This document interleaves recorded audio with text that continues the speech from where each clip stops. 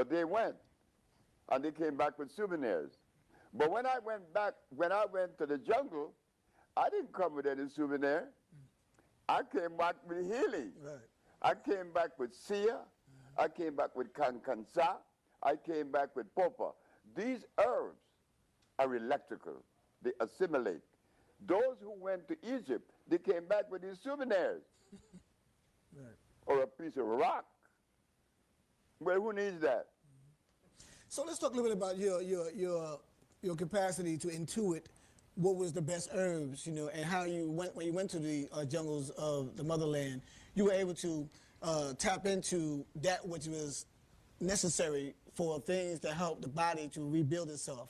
And that's a gift. I know you can't teach that. You know, you don't know how this is a natural inclination. You know, but it's really interesting that, you know, that we have this sense that, you know, we go through these curriculums and academia to try to figure out how to become herbalists and botanists and things of that nature. When the reality is that if we are innately engaged in that which is our life work and purpose, and we are obeying Cosmic law, then we're able to determine what is our role and how we do that, and things come to you as opposed to you going to it. So was that part of what happened when you were able to go and get a sense that, you know, if you look around us and look in our, you know, habitat, that everything was there for us, you know, to support what we have when we fell victim to Western civilization and its diet? You know, that was something that, you know, it was a natural inclination, right? You know, I never look at it as us being a victim. What occurred had to occur. This thing that we called slavery, that wasn't slavery. That was something that had to occur. It was something altogether different. That's a good, you know, because point if to it make, wasn't supposed to occur, it would not have occurred. All right? As simple as that. Now, as for me, having the ability to differentiate between what should or should not be, well, I got that through a whole lot of help. I was born in Central America, and I remember seeing certain things. So when I came to America, I began comparing what I saw as a little boy with what was now. So I could see that there was a difference. Then being with these black people in New Orleans and in California, I began to develop a different sense of communication with things. But this is what I did. When I would go to Peru or I would go to Colombia, I would go to the marketplace and I would ask the woman in the marketplace, why do you use this herb? And they would tell me. I would go to the marketplace in Africa, why do you use this herb? But they would give me these empirical, historical documentation. Well, guess what happened? I would catalog the herb, bring them with me, and send them to Lancaster laboratories, asking them to tell me what is the active ingredient in these plants. And if that active ingredient doesn't associate, doesn't connect with the disease that they claimed that they were using it for, well, I know that they were in error. But guess what happened? Every herb that I got from those people who we considered natives, indigenous, when the reading came back from the laboratory, they say, yes, the Kankansa would affect you sexually. I don't care how old you are, but it has a high concentration of zinc. The other one, which is the Sia, they said it has a lot of potassium phosphate. I removed a tumor for Michael Jackson's son's head. Then the other one from Peru, the one that is called the Condurango. The woman said it's good for your blood. Well, the woman in Honduras got killed of leukemia. But how did they know? I had to send the herb to Lancaster Laboratory because it is the leading laboratory in the world when it comes to biological or biochemical research. How did they know? You know how they know? Just like the gorilla know what to eat. The gorilla doesn't have any nutritionists. But you and I, who went to school, who were educated and civilized, we need a book.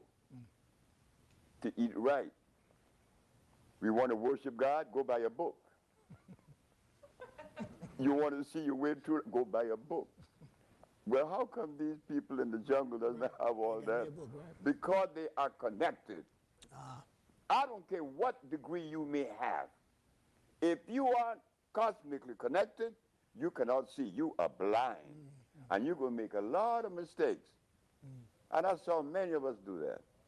You know, and it's interesting that you say that because, you know, we talk about us being people of the sun and naturally and harmonically we are connected to nature and we really supposed to be tapped in, and we are in large part. A lot of times we have to shut that down, and we have to really resiliently resist what we already know because we actually are trying to assume another culture because we think that because we're in Rome, we have to do as the Romans do, or because of our condition, we're forced to take on those things. And we're afraid to go back to mother because it has the connotation of what we have now left as being something that was savage. You know, we were taught that, you know, that it was savagery. But the fact of the matter is that those who actually, who kidnapped those from Africa in divine order, as you stated, knew well that if he kept you far away from that which is your mother, that you will find yourself lost and astray. And I think one of the things that you said that makes me a lot of sense is the fact that when we first were kidnapped and captured, the capturer didn't, and the enslaver didn't say pack a lunch. You know, when he took us far away from that, and then we got here, and then we began to start to consume, for biosurvival reasons, we started to consume the food that they were eating, just so we can survive and sustain ourselves.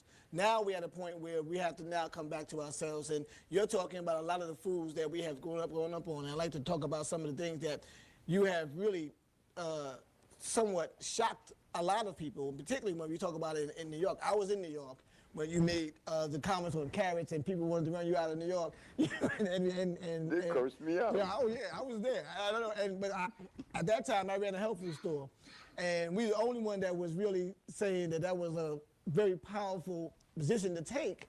And then we began to do our own research and say, you know, well, he has a point.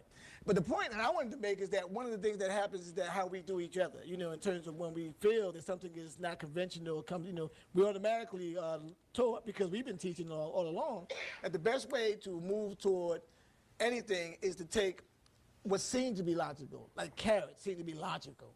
Potatoes seem to be logical. You know, I mean, why aren't they natural? They're vegetables. Why aren't they natural? But if you really look at it, then you begin to see that it's problematic for the body because it's starch, and it creates a lot of problems in the body. But when you were in New York, I wanted to make sure people know that, you know, it was a lot more to your making a decision to shift the way that you were allowing yourself to think, is to say that there are people who actually will literally make you an enemy because you're now threatening their livelihood. When you were in the States and you had that case in 1987, and one of the things I think is important for everybody to know that it doesn't really come out. And I think that when Dr. Sebi talks about this landmark case in 1987, you know, he just brushes by it, you know, like it's not really significant, but it is very significant. It's very significant because it's a landmark case. That landmark case also allows for you, as maybe one of many, who could say categorically, if you wanted to, that you care. You know, and they can't touch you because of that landmark case. So, you know, cases, when they go into the Brooklyn Federal Court or Federal Court, they are now used as precedents for moving forward. And no one will stand up and say, well, I'm with Dr. Sebi, because he already has proven in federal court that you can now say that you cure these so-called incurable diseases. And as a result, you have been land-based, you have been, you know, criticized, you have been ridiculed, but at the same time, the evidence is in the results, and your results have been successful. One of the things I want to ask you to speak to in that light is what was your capacity to maintain your sense of focus in the face of all that controversy? Because it was rough. No, it wasn't rough at all. No, it wasn't. Okay. Look, and I could see why you said that, and it must have been rough to many people, and it seemed that way. But when I am asked now, you are the second person to ask me that question. And guess what? It was recently that I really saw the case and I got scared. 30 years later, right, okay. If I was conscious, fully conscious of what I was doing in 1988, you wouldn't be here now, right? it wouldn't have been done because I would have been scared. But I was in a vibration of life that I was focused on one thing, and don't talk to me about anything else. So it was that I was driven there. I was taken there. It wasn't on my own recognizance or my ingenuity or my scientific ability to dissect and analyze. None of that. I don't do that. Fearlessness. It was just that I was on the vibration because I was put there. After the case was won and the verdict came back, I still didn't feel it until about 6 months ago. I said, oh my God. But more than that, I didn't win for me. It was a victory for the people. I win for us. For the people, We, the black people of the world, have the right to select for ourselves a modality that complements our cellular predisposition. That cannot be denied of us.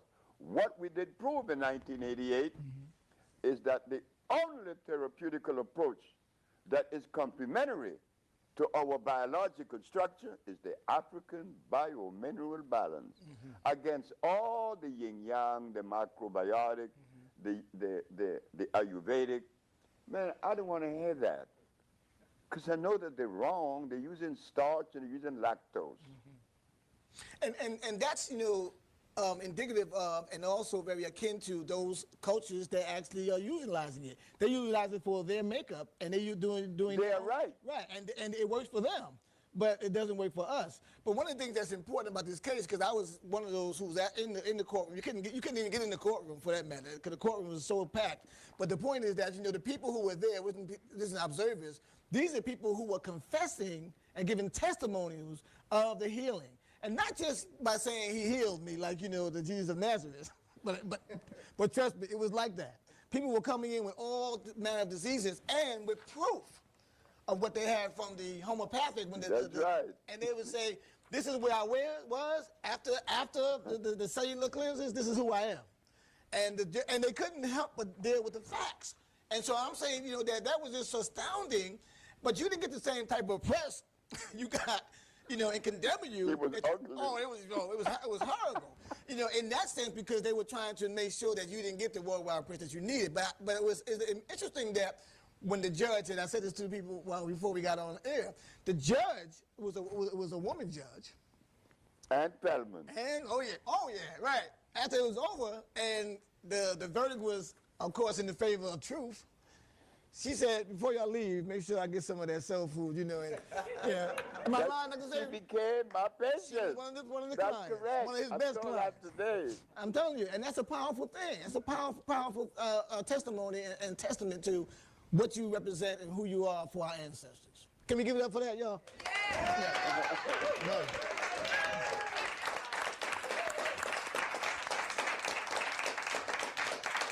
I saw a woman last night that I told something to, and she would verify this, and you guys have not a clue what I'm about to say. That case that I won was a powerful case. The white girl who liked me, and I didn't know it, she called me one night about around 8 o'clock. She said, could I come and see you? I said, yeah. She came over, Ruby. She said, you did something that has not been done, ever. Oh, yeah. Guess what? They already groomed a young lady to obliterate what you did.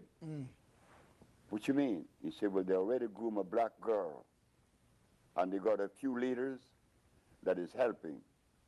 And guess what it was? When I won that case, a week after winning that case, what was the most publicized news throughout the United States and the world? Tawana Brawley was raped. Oh, yeah. I told Annette. Black America never knew that. Tawana Brawley was never raped. But they smothered Dr. Sebi case. But even though they put a lid on it, they couldn't contain it. But I knew that Tawana was lying. I knew that. Annette knew it. I told Annette a week before, all the leaders in America supported Tawana Brawley. Ask them, who raped Tawana Brawley today?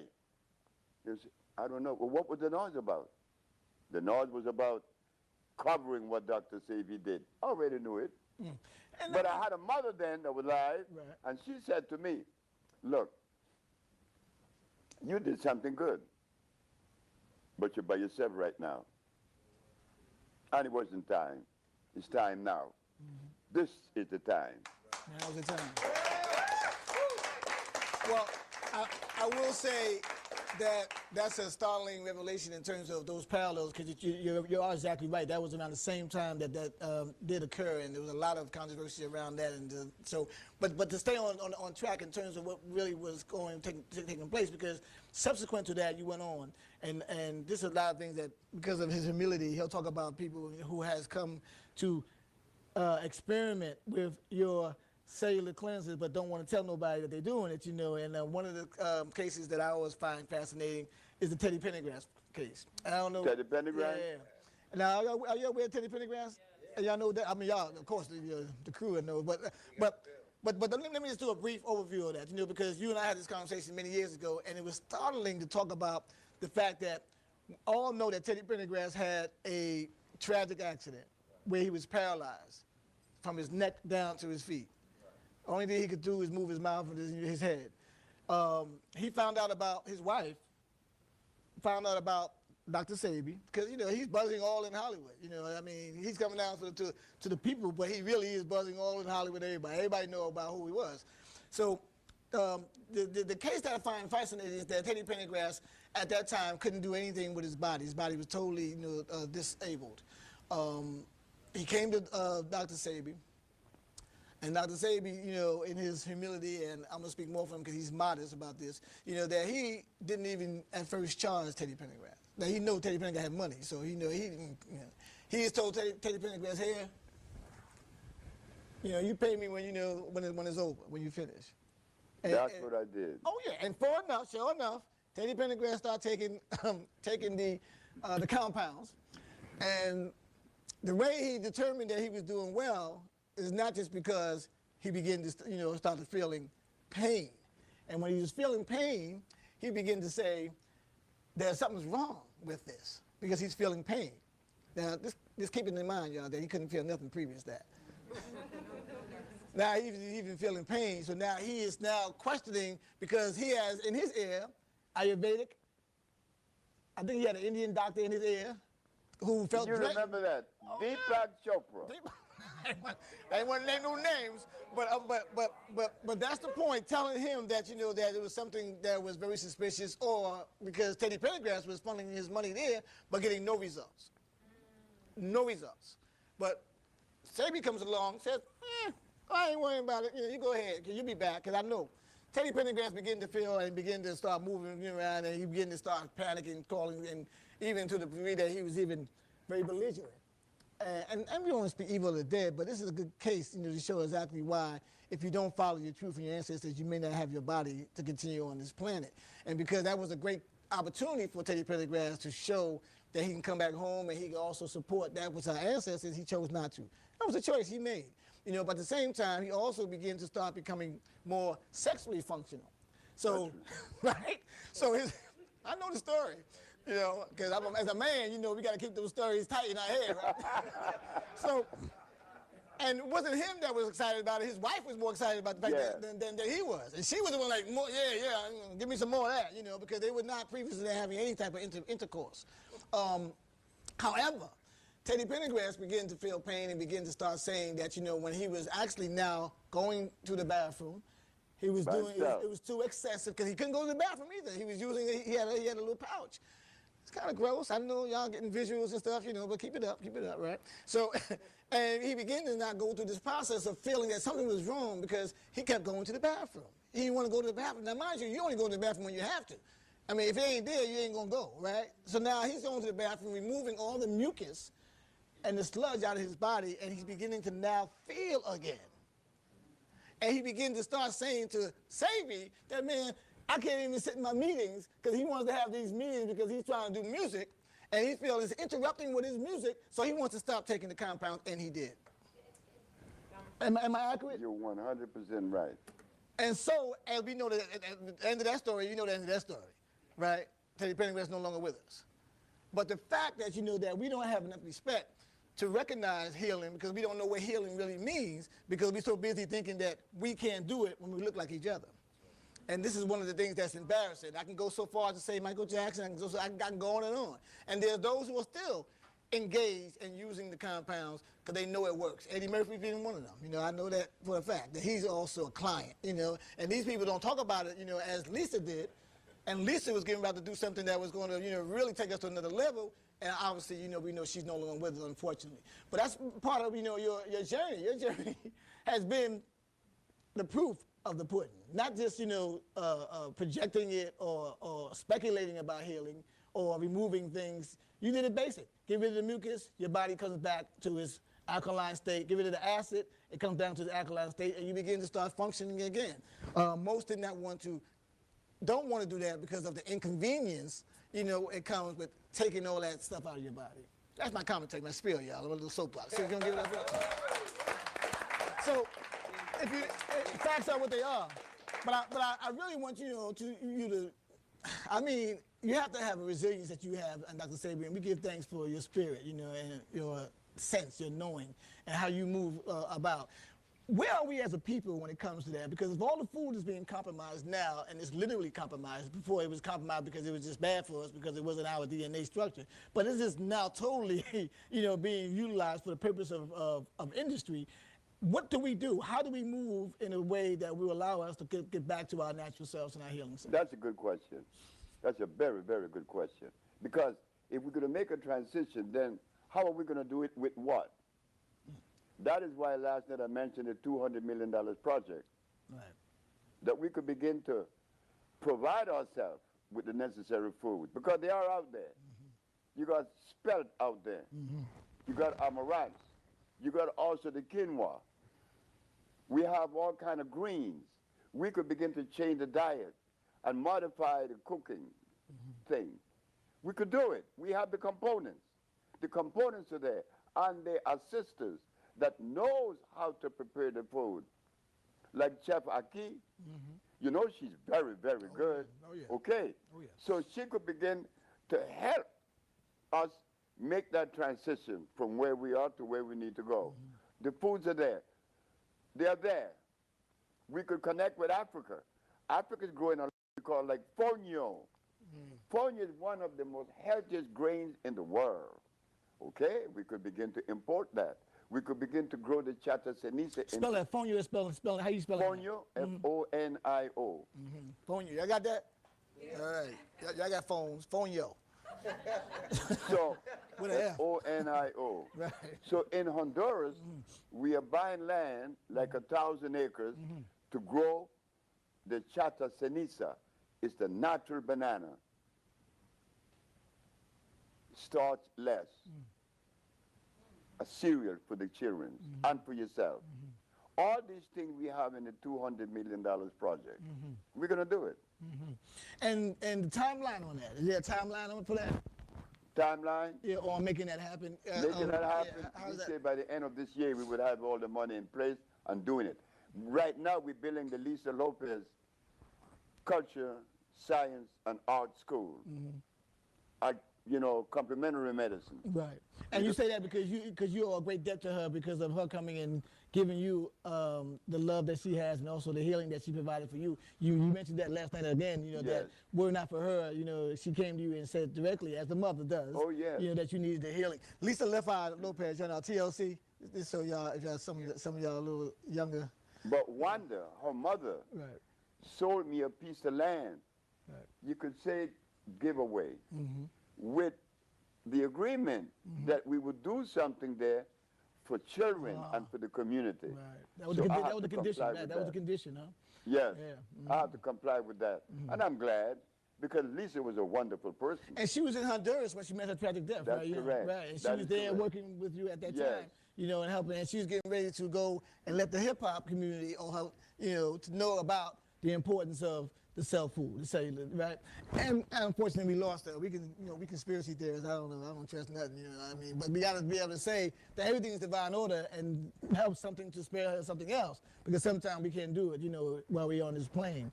You know, her life is really an important one, because she was shrouded in controversy. They tried to make her out to be some type of, you know, crazy young sister because of her, you know, relationship, you know, with Andre, whoever he was, you know.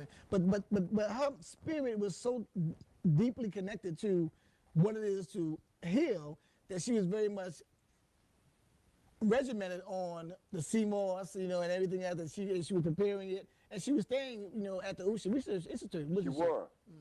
And she went into a stage and a level of life that we all saw her transition. She saw it. She mentioned it. She was in another vibration. That had to happen. Yeah. She was beautiful all the way to the end. She told me I was sick, told me I needed healing, and she was right. She brought an energy to the village that improved the village. Bumped up the vibration of the She was village. very good. I miss her very much. Lisa Lopez, Lisa Left Eye, left her mark. And we're going to do something for her in the village. In her honor, right. So we Give it up for that, yeah. That's good. Right. But you have a very good memory. Oh, yeah. You know, I take You my, remember it very well, take my because soul when food, Teddy Pendergrass' feet was hurting him, that was never supposed to happen. Right. Why my feet hurting? Was it hurting last week? You know, but that's the ignorance. You know how ignorance is really. He didn't know. He didn't know, right? Ignorance means to ignore, really, because you know he was ignoring the fact that he was actually on his path back, and he probably couldn't fathom, because he thought that he may have been stricken to that wheelchair the rest of his life, because that's what they tell us, that these things are incurable. They don't realize that you need to go inside or in and see you are able. That's a word sound, y'all. Take your time and do the alphabet. You know, but the point is that it's always an inside job. You know, and I think that what you provide for us, not just to sell you the food itself, but the state of consciousness has to go with that too. You have to know that you can transform any disease. That's you know, right. The kidney disease, all these things they got us thinking that, you know, that you have to be tied to a machine the rest of your life. You know, all that is, you have to bunk all those myths, Dr. Sabi. And, you know, and to really have you still standing strong, falling on your knees, showing off, literally. You know, you showing off, man. You know, you got us brothers sitting there saying, man, I ain't falling on no knees, not this week. But that's part of, you know, your spirit is resilient in the fact that we have to know that we have the potential. You are a good signpost for what we know we can aspire to be, brother. And I want to thank you for that. And thank you for giving us a living example of that. Because without examples, you know, we just, you know, it's just conjecture. You know, yeah, I hope I can grow up and go old and be 82 and have a baby at 11 months old and that kind of stuff, you know. Yeah, but I mean, you know, it's just thing you dream about, you know what I'm saying? But that's a powerful testament of your strength and your will and what the cell food does, because you are a living embodiment of that. I got it from you. Again, I was on that vibration, because I am the individual that didn't go to school. Right. I'm the individual that didn't have a future. I'm the individual that didn't even care about a future. So why did this happen? Right. It was supposed to happen. Oh, yeah. It's as simple as that. It's a grace. Not that I'm wise, because I don't have any wisdom. I don't know what wisdom is. People tell me they got wisdom and knowledge, but I made it through and I missed it. Yeah, what is that? What is that? I don't know what it is. It sounds sweet, though. It sounds good, something good to have, but, you know, at the end of the day, you know, you can't produce what it is based on proof, based on results. You gather information. Right. You store it. Right. Then you recall it. And use it. That's not wisdom. But why do I have to store information? Right. When I was in the jungle, I didn't have to store anything. Right. I was connected. Right. I just acted. And I was on time. Now, I have to read a book. Oh, look, so many calories a day. And I need these enzymes. Oh, and what about my protein? Protein? Right. What's that? Yeah, what is I don't protein? know. Does protein really exist? Does it really Protein? exist? What is that? That's a word. It sure is. It sure is. And everybody thinks it's existent. It doesn't exist. When I asked Dr. Steinberg at the Washington Pediatric Hospital, Dr. Steinberg, you said that I didn't give a kilo stout and a protein. I don't know what is protein. Do you? She said it's one of the 19 amino acids, the building blocks of life. Well, they have these pet, very arranged philosophical answers for you. Oh, yeah. I said, ma'am, Say very arranged. just cut through the chase. Right. Is it electrical? Right. I don't know. I do said, well, look, hold it. Right. Protein is your premise. Is it electrical? And you don't know. Why do you ask? Because the human body is electrical. Right. Body electric, right. The human body is electrical. Right. And the food has to be electrical. You call that chemical affinity Right. for assimilation or digestion. That's why I asked you that, Dr. Steinberg. You know, so you always got to do the pH test. What's that? The pH test has to be always applied. Always above 7. Right. But they never talk like that. Right. They always tell us pH balance. Hey, cut it out. Is it acid or alkali? Right. There's no something in Right. between. Right. It's not like, So it's I not asked the doctor, Dr. Steinberg, since you don't know what protein is, what is sickle cell? Oh, sickle cell is a disease that black people got 10,000 years ago because the blood went through mutation. I said, I am more confused. She said, why? Because my brother, Dick Gregory, was trained by your brother. Right. Everything Dick Gregory knows came from your brother.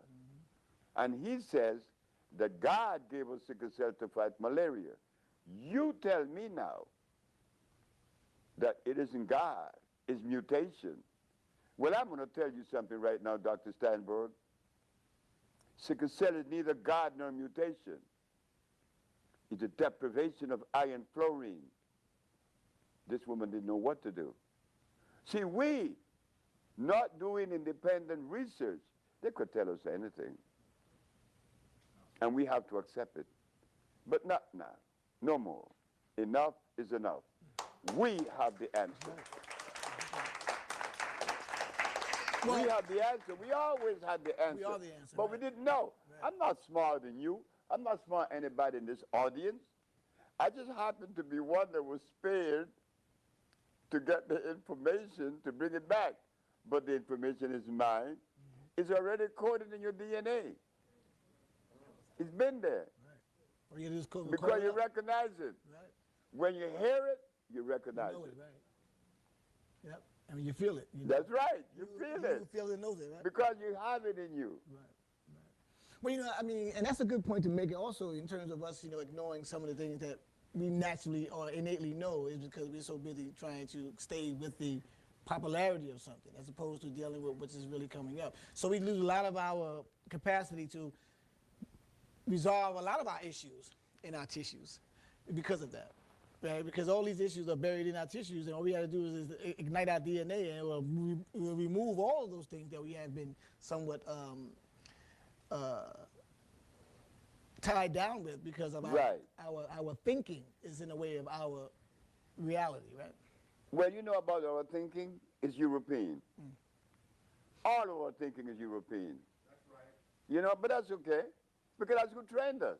Right. But guess what? If the conditioning was so effective, why this message is creeping through? Why do we have this message now? If the conditioning was as effective as they wanted to be, we wouldn't be having this conversation right now. That's right. That's right. So that means that we should appreciate that we are in grace. Right. That there is, you know, an answer, and we don't have to get, if you will, pessimistic about some of our conditions. Even if we talk about political, economic, or socially, we have to just stay focused. That's right. And respect our mother. And stop beating up on ourselves. Right. Stop beating ourselves up. And Mama, Right. as you said, she's number one. She's the one that set the standard and raised the bar. Right. People misinterpret her. And we have to perpetuate that myth. No. Mama was impeccable. That's why Mama didn't have religion. Mama didn't have a Bible. Mama didn't have a church because Mama wasn't sinful. Not being sinful, she didn't need to save her soul. Now we are civilized and we are sinful and we have to pay to save our soul. Okay. But I think that, you know, everything has to be bought and sold now. That's what's based on the whole world of time. Everything is money. Time is money now. Everything is about, you know, a purchase, you know, and I think that we have been so bought and sold, you know, many times over. Let's do this. Let's do this. I know we have probably, I don't know how much time we have left. You know, maybe my producers will tell me. But I think that we should talk about diseases in the way that you do so prolifically. And that is, you know, if I said to you, Dr. Sabi, that I have issues with my kidneys, I know there's only one disease, right? And you're already proven You that. remember that? Oh yeah, oh yeah. So when we look at, you know, the levels of diseases in the body, how the body actually takes on certain deleterious behavior, because, you know, now your kidneys are overworked, or they're not working properly, or they're being, you know, but then we go and we have to go to these places where they say you got to be on dialysis, you know, and then you're tied to a machine maybe the rest of your life, you know. Now you have to go and get yourself cleaned out, as they say, you know, and then put the blood back in. And talk about that, you know, from the standpoint of cellular memory and cellular food and cellular retardation, maybe. How is that, you know, so in such, you know, that we are not even able to show, and you have proven it, that you can transform and turn around what they say is a disease that can't be turned around? You're referring to dialysis. Yeah, dialysis, right. I go to Raghunanda. He's the best example yet. Washington, D.C., 1983. Fairmount and 13th Street by Vince. Raghu came. I've been on dialysis for 5 years. Could you help me? I tried. Begin the treatment. 2 months later, Raghu is urinating. Raghu is urinating, and he is happy. Raghu urinating this month, next month, the following month, 3 months, 4 months. On the 5th month, Raghu tells me something very crazy. Raghu asked me, Sebi, I want to go to the ashram in North Carolina. I said, Raghu, the ashram, I think that's Indian, isn't it? But you're an African. What you going to do there? Well, you know, I'm a Krishna. I said, but a Krishna being an African, being a Krishna?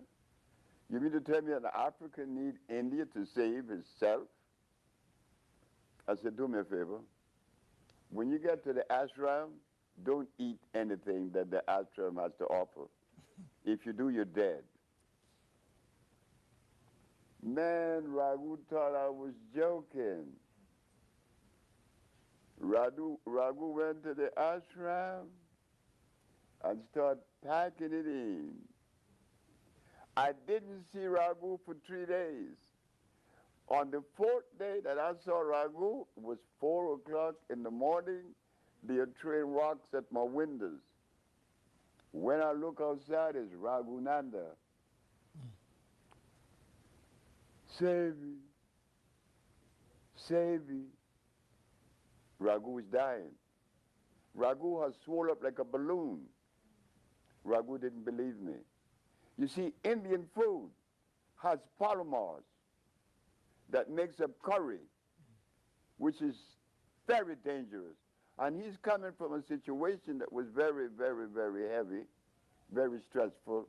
Raghu died 6 o'clock that morning, showing us that we, the African people, we cannot eat Indian food.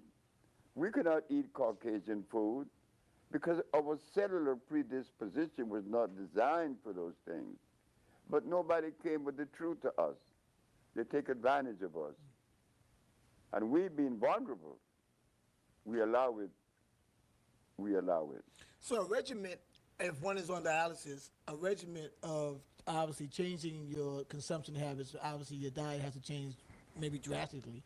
and you have to stop, continue to internalize or intake, A that glucose. sensible diet. Right. But now, what does the formulas do? How does the herbs specifically know to go to the kidneys? I gave Ragu a composition known as focus vericosis. It has potassium iodide, it has potassium bromide. What that does is to go into the kidneys and begin to break up all of the crystallization in there. And calcification, man. That's right. And clean the villi. And there goes urine. And it revitalizes the kidneys simultaneously. But the body is going through stress and is weak. But you will be able to recover from it if you continue on the diet. You have to maintain a certain diet, an alkali diet. It happened with Miss Emma Wright. Right, yeah. Remember her? Oh, yeah. With the sickle cell? Yeah. In 60 days, not one cell was sickle. She went to California and she started packing it in and she went in a crisis. We have to understand that there are food designed for us, for our cellular structure. So, as we look at this picture tonight, who love us? Who have shown love for us? Is it that they're ignorant, or is it that they just don't care about us? Well, either one. We found out that whether allopathic, homeopathic, Ayurvedic, yin-yang, they all failed us. But the African biomineral balance. And it happens so, it is ours. And also, even the invasion, because you said about cassava, we eating like cassava, eating comfrey, all those things, we now has been imported into Africa, to the continent, and actually now becomes a part of our staple. But that's not our staple either. Cassava. No. Right. And a little boy, 12 years old, said something to me that was so strange. Dr. Kweku Ando took people to Ghana. And in Ghana, they had a class. And the little boys in the class, the little boy knew me personally. So when Dr. Kweku Ando was talking about cassava and the usage and the benefits of it, the little boy said to Kweku, Dr. Kweku, Dr. Ando, Dr. Sebi teaches that cassava has cyanide and starch. Oh, don't listen to him. Why would that message be afforded? No. So what I'm seeing, that Bolingo has raised the bar, and we have to live by a new code of ethics, because we have been, well, we have not been as responsive to our needs that we should have. But we're growing.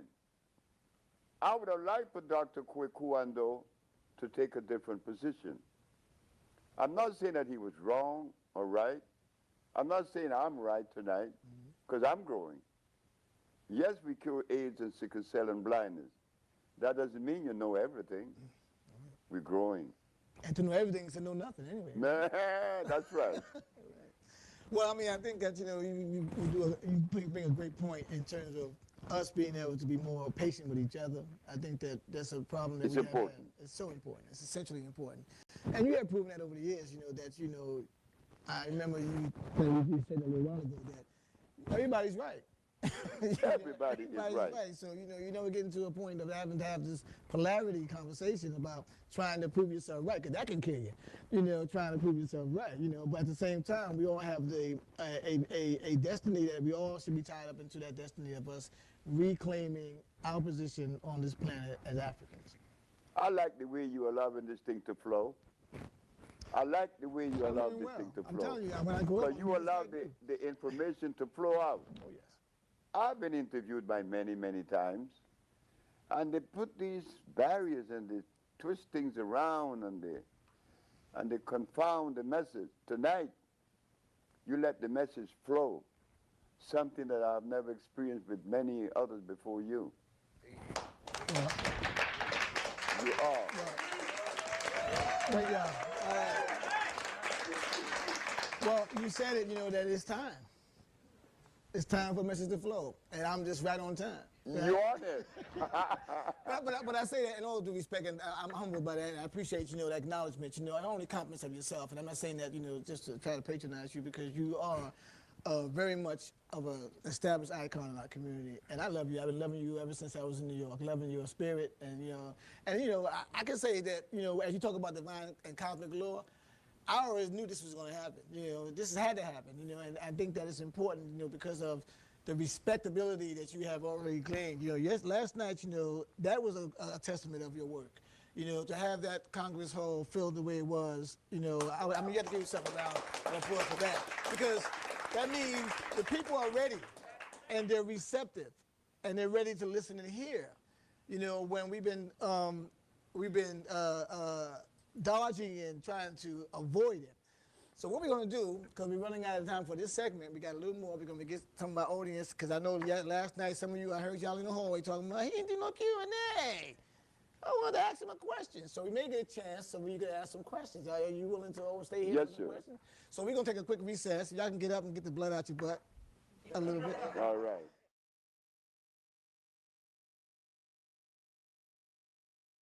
Welcome back. Welcome back, people. We're having a good time. Give yourself a round of applause. We're having a wonderful time here. Not only having a good time, but we're being edified and educated, and we're also being enlightened. And that's important for us to really come to a journey. And you talk about 500 years of this journey of us trying to figure out who we are, and the way we figure that out is how we eat. Because they say you are what you eat, right? So we have to come to grips and realize that that's a serious statement. And it also speaks to a lot of why we're still crazy as ever and still having all these problems. And because Dr. Sebi is coming to say, well, we need to make another decision. We need to, make a decision as an acronym for MAD. If you're mad at something, make a decision.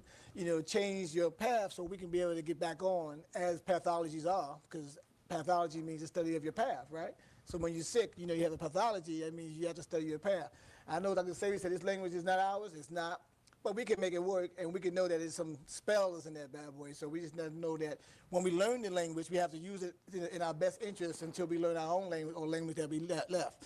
What I want to talk about quickly before we go to Q&A is something that stood out for me as well to show that gave me more confirmation, because I already had enough that you were on the right path. But when you begin to speak about our Olmec, Toltec ancestors, and that is so essential because it's out of Mexico.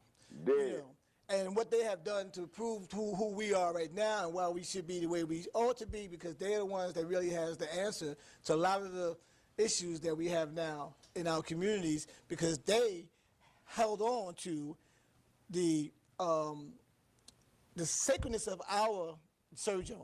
This is why, Professor Ivan Van Sertima talks about that they came before Columbus. And he talks about the Olmec civilization over here in this side of the continent, not just Africa, but to show that we were everywhere, and we are everywhere. But you brought out something yesterday. You were talking about Mexico, and Mexico, we talk about the old Mexicans, right? The original Mexicans, right? That's what Olmec means, right? Talk about them in terms of your relationship to that, because you said Mexico was so critical, and that's why they always talk about the Mexican and immigration.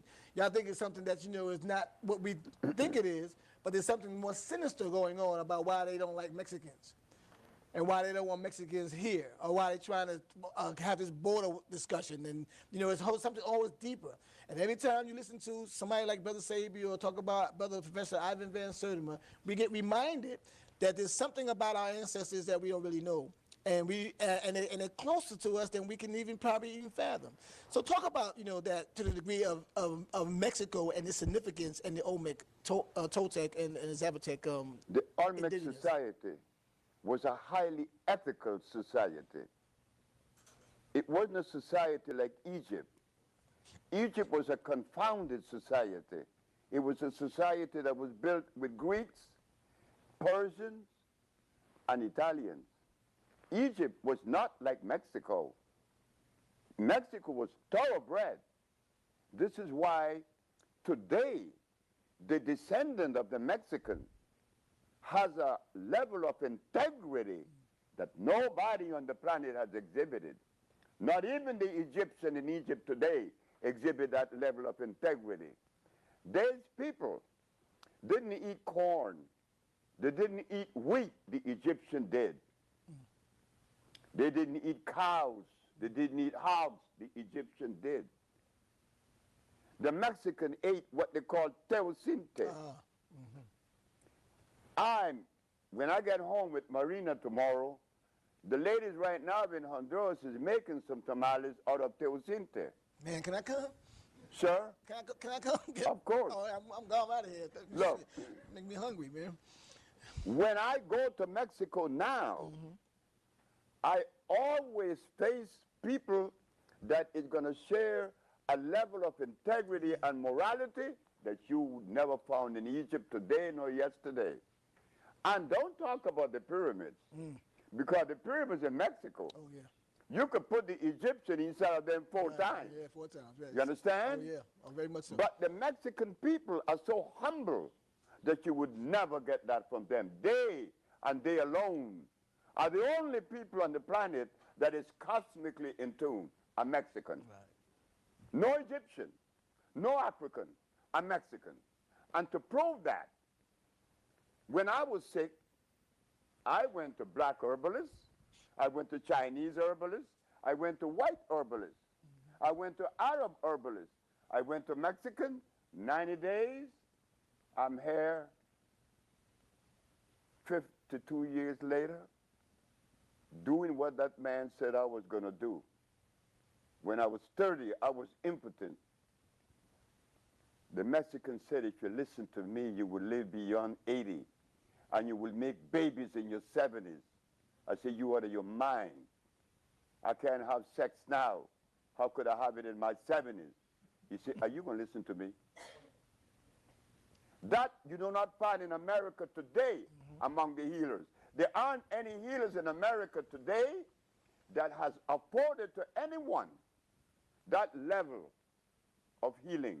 Alfredo Cortez did it 52 years ago for me, and I'm sitting back, and I'm waiting for brothers today to show that. No, they sit back, and they begin to criticize. You don't hear the Mexican doing that. You know what? I am known in Mexico, Ecuador, Colombia, Peru, by millions of people. Never a negative comment about Dr. Sebi. Call him and you see. But in America, the kryptonites, the urban kryptonites, instead of respecting their mama, they chose to violate their mama. Because when Dr. Sebi won that case, raising the standard and setting the bar, what was they supposed to do? They were supposed to come to me to share with this scientific endeavor. Right? Did they come? No, they didn't.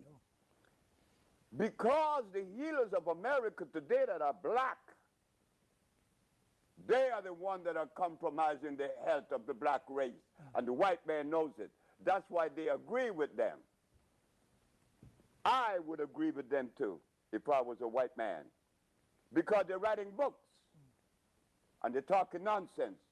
But they are not doing anything that complements the human body. You understand?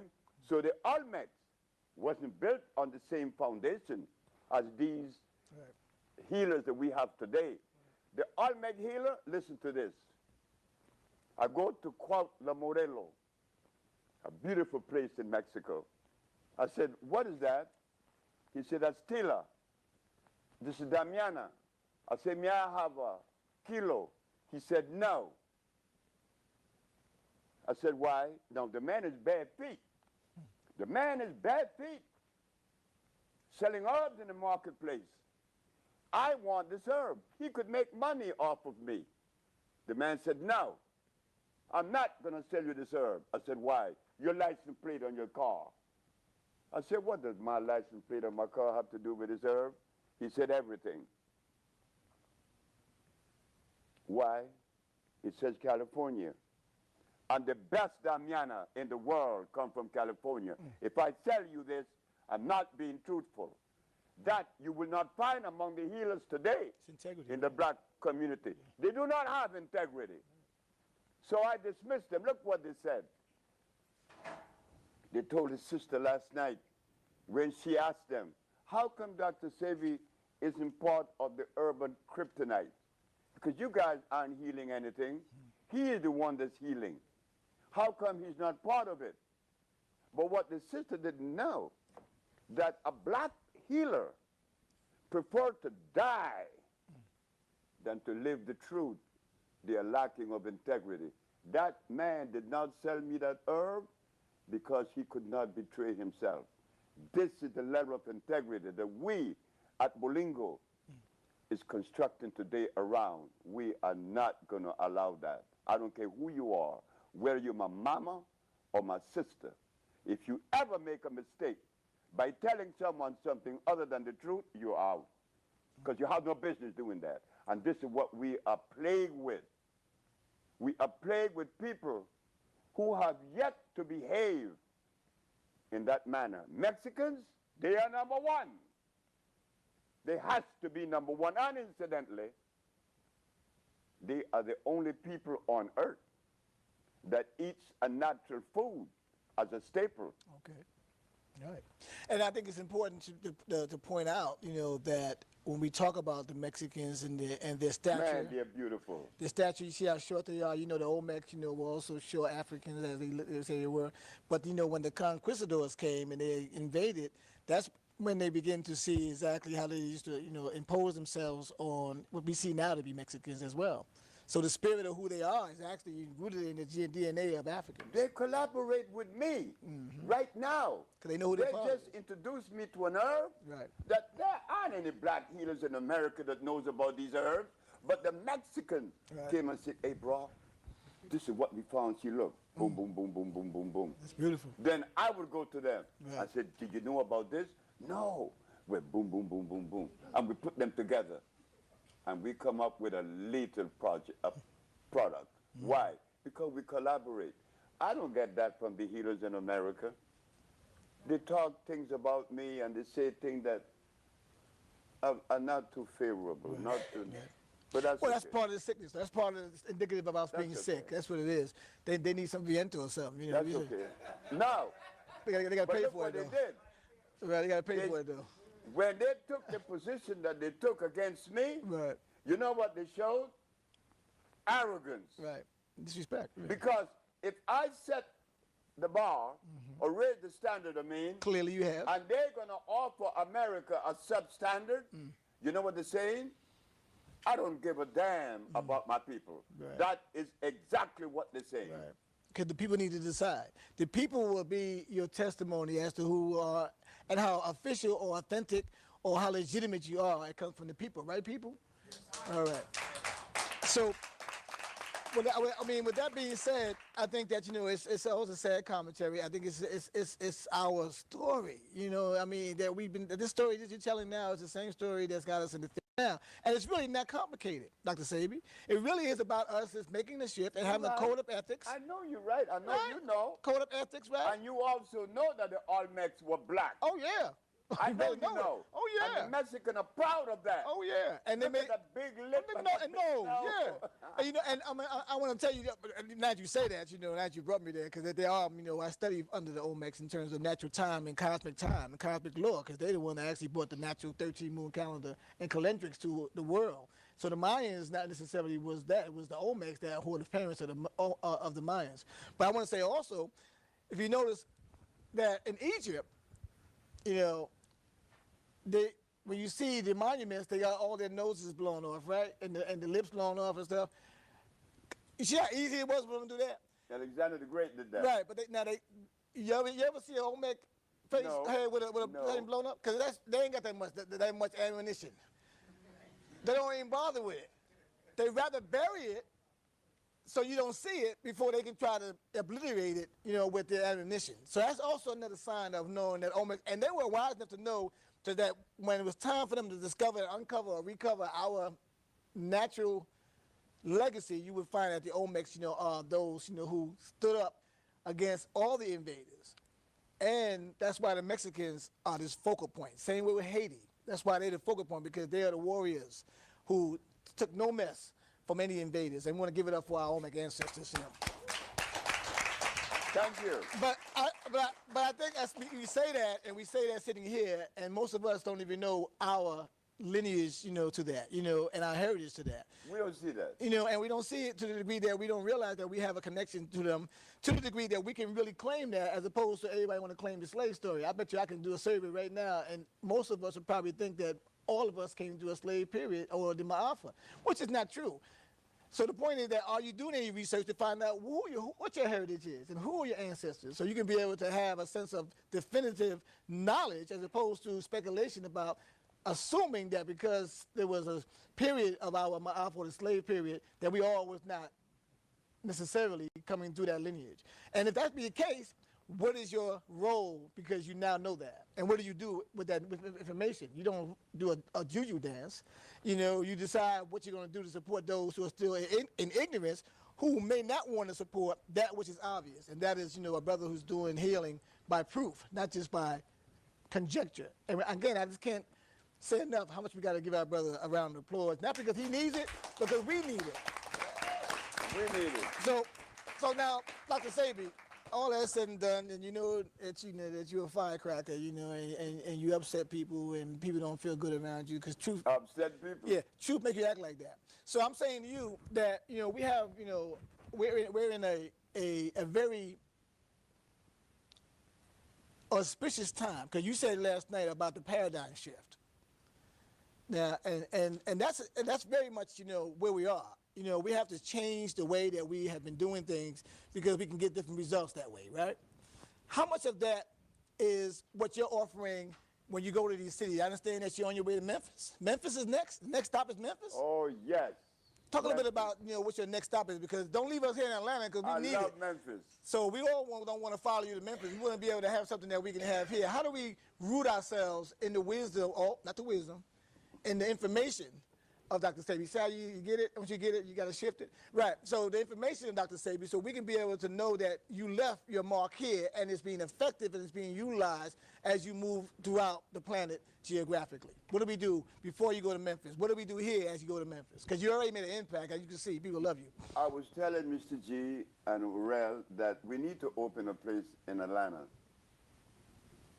because what I felt last night was more than I've ever felt in the years I've been doing lecturing. I felt a love that I never felt before. Mm-hmm. Tears came to my eyes last night. Mm-hmm. And it was funny, when the audience got up to leave, and I look at them, I didn't see a crowd. I saw one energy. Oh, yeah. One energy. Yes, energy, yep.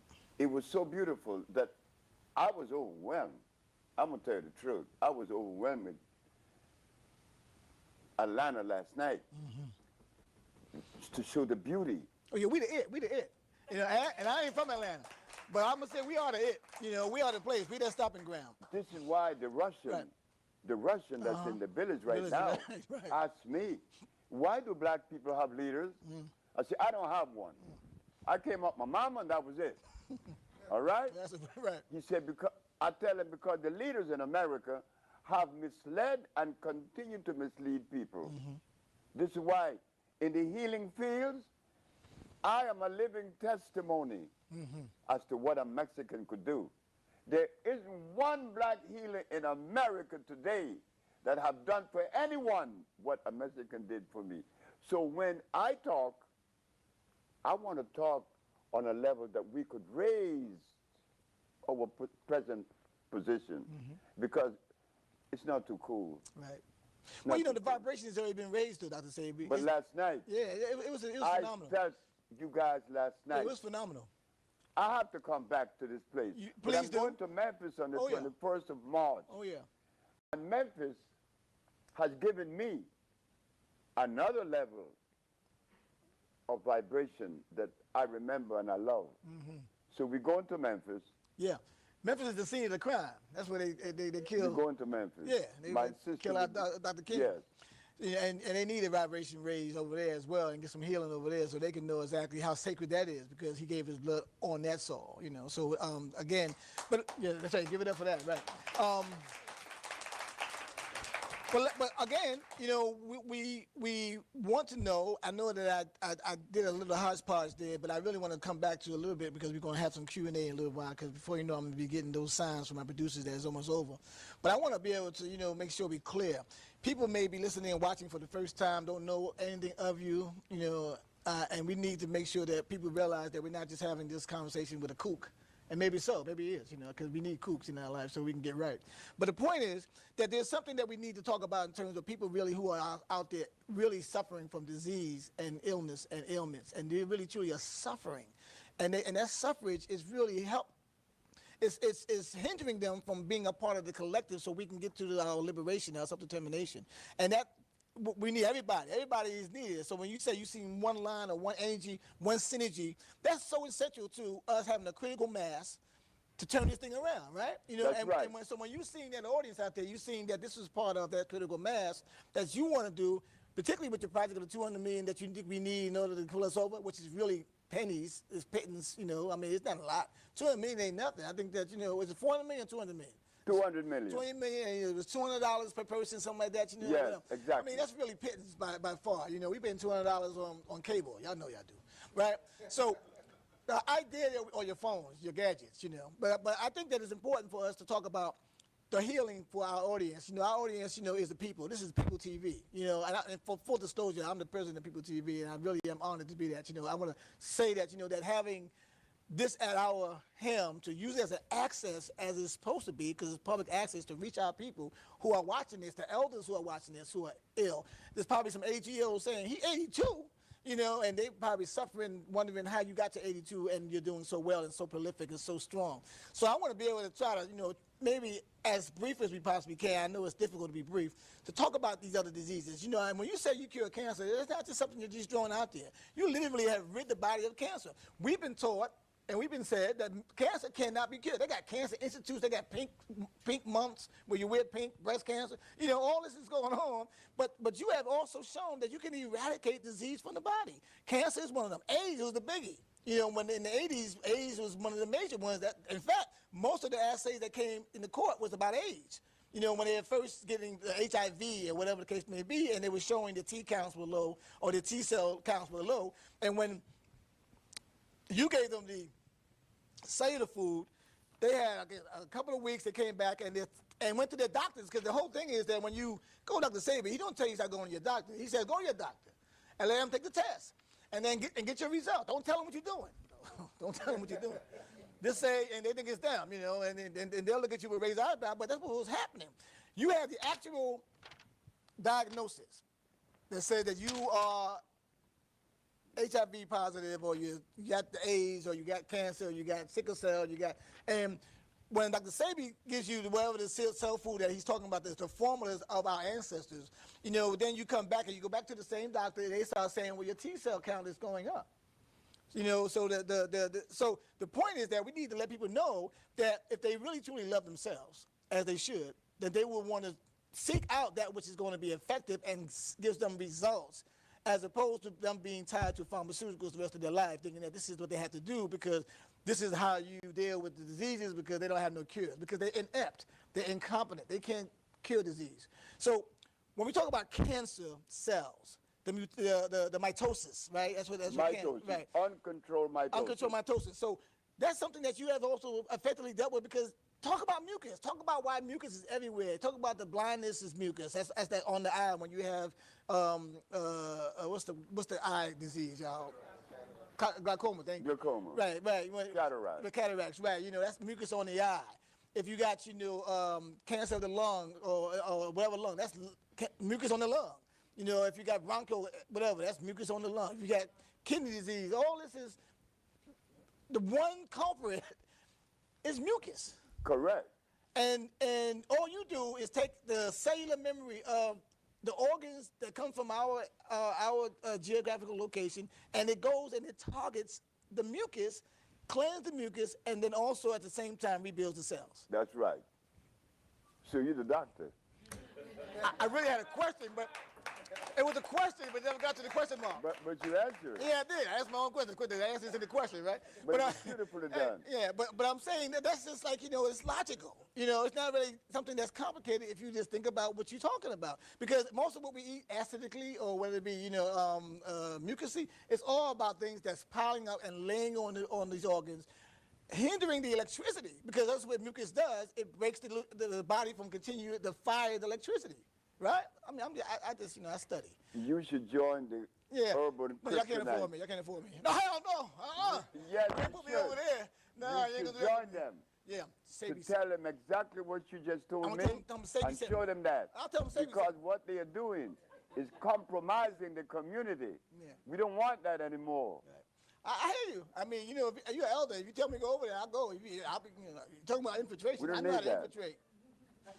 In the best interest of our people, we need to learn how to do that too, right? So the point is that, yeah, you're right. I think that it's important for us, to stop playing the games, stop the derailing, and anybody who is antithetical to our issues of moving forward can be suspect as being a provocateur or an infiltrator or a hinderer to our liberation. That's just plain and simple. Basically we're dealing with logic. So, brother, I don't need to go over there because I've been independent most of my life and I don't need the drama. But I'm saying to you, I will go on the record and say that I know firsthand of your work because I've been following you ever since, you have come to America in the 80s when you were in the 80s, back in the 1900s, right? When you were in... You were very young. I was a baby. Well, I mean, this is really designer. I'm still young. This is designer way. You're very young, I said. I said very young. You're still young. I'm still young, right? As you are. You like Mr. G. Right. Yeah, Baba G. Right. But I'm saying to you that I learned early because I ran a health food store at a young age. So I was in my early 20s when I had a health food store and we were carrying and dealing with some of your product. We're the only one that would do it, because everybody was like, that's not true. So I'm saying that we need to make sure that you get the representation that you require, not because you desire it, but because it is yours to have because of your proof. As you said, you set the bar. You set the level of us having to go up against that. What do you think is going to be important for us if we understand the significance of your arrival, your presence, your presentation? What is it that we need to do? I mean, what is it? If you were to give us instructions, I know you like to say that you don't do that, I'm not me, but I'm going to ask you specifically for instructions. What can Atlanta do as we say you're going to build something, we should build something here. What are we going to build here? What is it going to be? We're going to build a health center, where in that health center, all of the components that you need to revitalize the body would be there. The food that you need to eat would be there. We grow our own food. That's right. They would be right there. That's why Mexico play a very important role. Right. I could go to Mexico and get teosinte. I could go to Mexico and get a plant known as estafiate. The herbalist doesn't know what that is, but it is a rewarding piece of material. I could go to Mexico and get the lily of the valley. The only herb in the world that has 2 active ingredients. These are the things I'm going to share with the sisters that we are selecting to be the representative of the African biomineral balance. Because I repeat it now, I'm not a healer. A male cannot be a healer. It's a female. Right. So whenever a man comes tell me that he's a healer, I know he's lying. It takes nurturing. I cure AIDS, I cure sickle cell, but that doesn't make me a healer. It's much more than that. So we want to do something in Atlanta and in Chicago and in Memphis and in Detroit and in Los Angeles and in New York that would represent that which really is complementary, not alternative. Right. Beautiful. Can we give it up for that?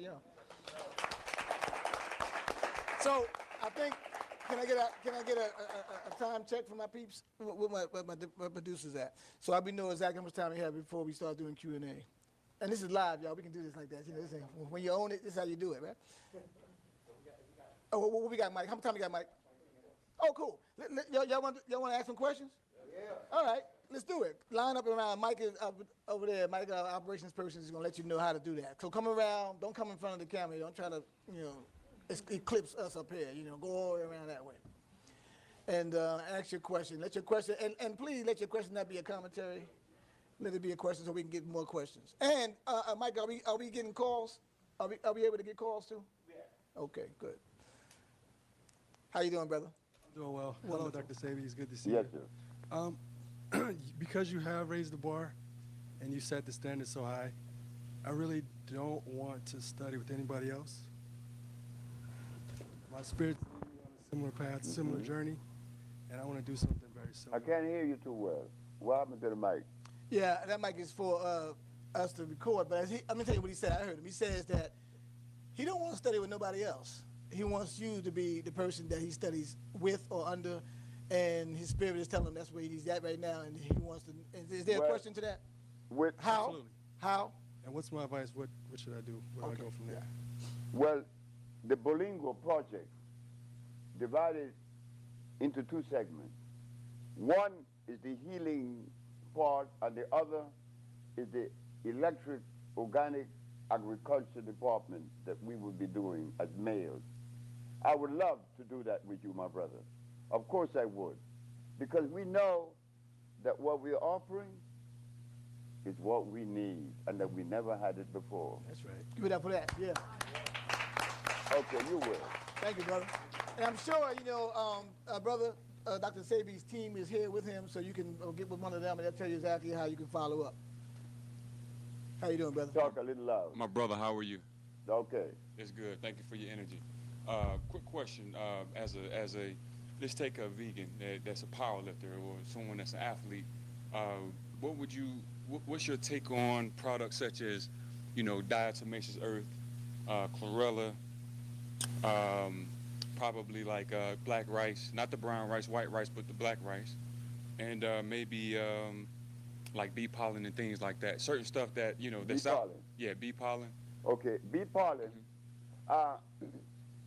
Today and yesterday, I share a honey with some of the people in the audience.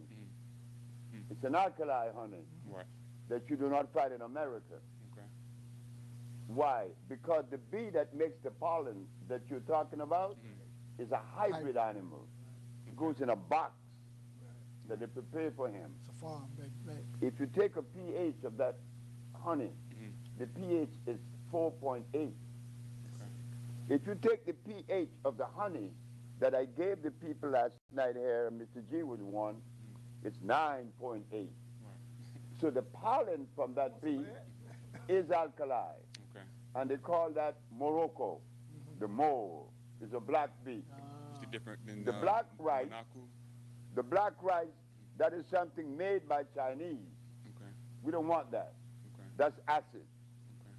Chlorella, that's artificial also. Okay. So all three that you mentioned are hybrids. Okay. No good. Even the diatomaceous earth.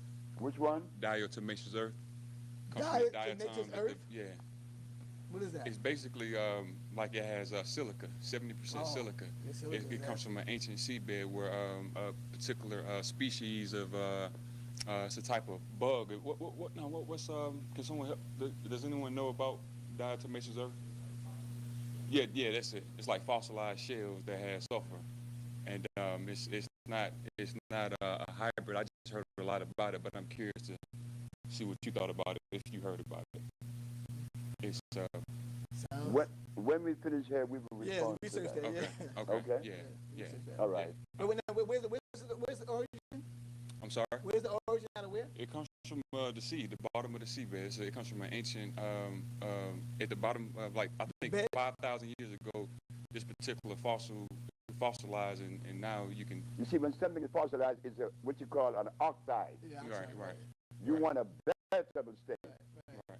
That's why I wanted to say to talk to you after the talk. Absolutely. Yeah. Okay. Yeah, Okay. we don't want oxide. Okay. It's like some people take seashells Right. and grind them up for calcium, Right. but that's an oxide. It's dead. Oh, I got you. Right. You want calcium from the plant, from the ocean. Alive. Sea moss. Alive, right. What about And shilajit? good. Like shilajit. That's why chondrous crystals, Okay. and they're good. Okay. All Yes, right. sir. Thank you, brother. Appreciate that. Thank you for your Thank you. Thank you, my brother. Thank you, sir. Next. Greetings, Dr. Sabi. Raise your voice out so I can Okay. hear you. All right, I was at the lecture last night. Thank you so much for this message around self-love and love of our community.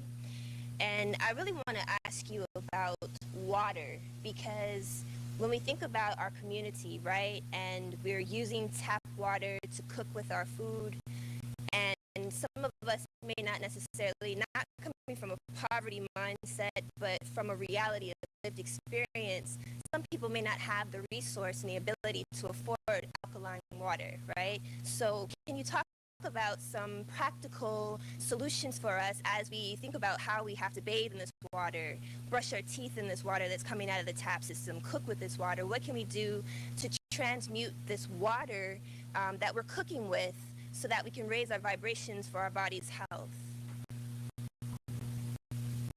I would recommend us to buy distilled water to cook with. Okay. Not to drink. Okay. To cook with. Because distilled water has a pH of 7. It will rob you of your minerals. To drink the water, the glacier is good. Perrier is good. Anything that is done by Mother Nature. If the alkalinity is being obtained through a process of osmosis, it's no good. It will injure you because they have done it mechanically. You want nature to do it. This is why in the village in Honduras, Mr. G was saying to me tonight that his knee, he had to go and see a doctor for years with his knee that was paining him. So my daughter told Mr. G to go get in the thermal water, and Mr. G could not believe how could this water do all of this because of the level of oxygen. Water needs to have a high level of oxygen. What we intend to do in the $200 million of the Bolingo project, we buy a refrigerated boat. To do what? To bring from Honduras the water we are talking about, to supply this region, the west and the east, the north. Yes, water is important. Yes, indeed. Yes. Okay. Very important. Thank you. And there's also some information that I want to share with you before we leave out. There's a sister here who can probably help you with that, because we got some good. We got other people who are doing some great stuff, so we'll talk about that before we leave. Next, thank you, sister. Greetings, brother. My brother. Respect. I think I know you. Yes, we do. Good to see you. Yes. I just a two-part question, but very brief. And I apologize if I'm asking something you spoke about because I got late. What would you recommend for people who are growing food in the city? What kind of food would you recommend for us to plant? And the second part of the question is, many people have shared with me the thought that it's almost like an abomination to Mother Nature for me to live in Atlanta, to say, and let me send to Nigeria or Mexico or something for some food, because the thought is that nature always provides everything that people need in the locale. So how would you respond to that? How do you feel about that? Well, if you equate us with this environment, I don't think it would be correct, because we are not from this environment. We are from the African continent. That's why we have to bring things from other places that correspond with our DNA. And you talk about growing food? Yes. Guess what? Do you know I have to go back to Mexico again? Do you know that the Mexican people are the only people that produces an organic, 100% organic fertilizer? Yes, the Mexicans. And that's what I'm using in Honduras now to grow my food. Mexican organic fertilizer, free of the aluminum, free of the other damaging minerals or metals. Yes, it could be done, but again, we have to bring the family together in a collective way to share information. I travel a lot, but it's only me. Now there is Orel and Mr. G, and there is Marina now, and there are Jordanos, and there is Yesenia, that makes up the Bolingo family right now. There will be more tomorrow, but then I have to be careful in selecting people that are going to be members of this particular family, because we were talking about integrity.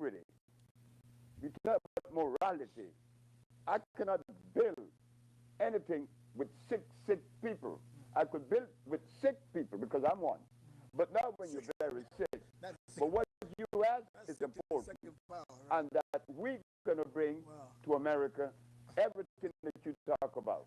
Right. Yes, you can. Ashe. Thank you, my brother. Ashe. Thank you. Thank you. Thank you.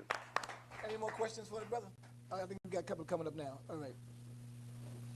Hello, Dr. Sabi. Yes, sir. Great to meet you. Thank you. I've been following you for about 25 years. My question is, Dr. Sabi, is it possible to be rich and wealthy without destroying the environment? That what? Is it possible to be rich and wealthy without destroying the environment? Yes.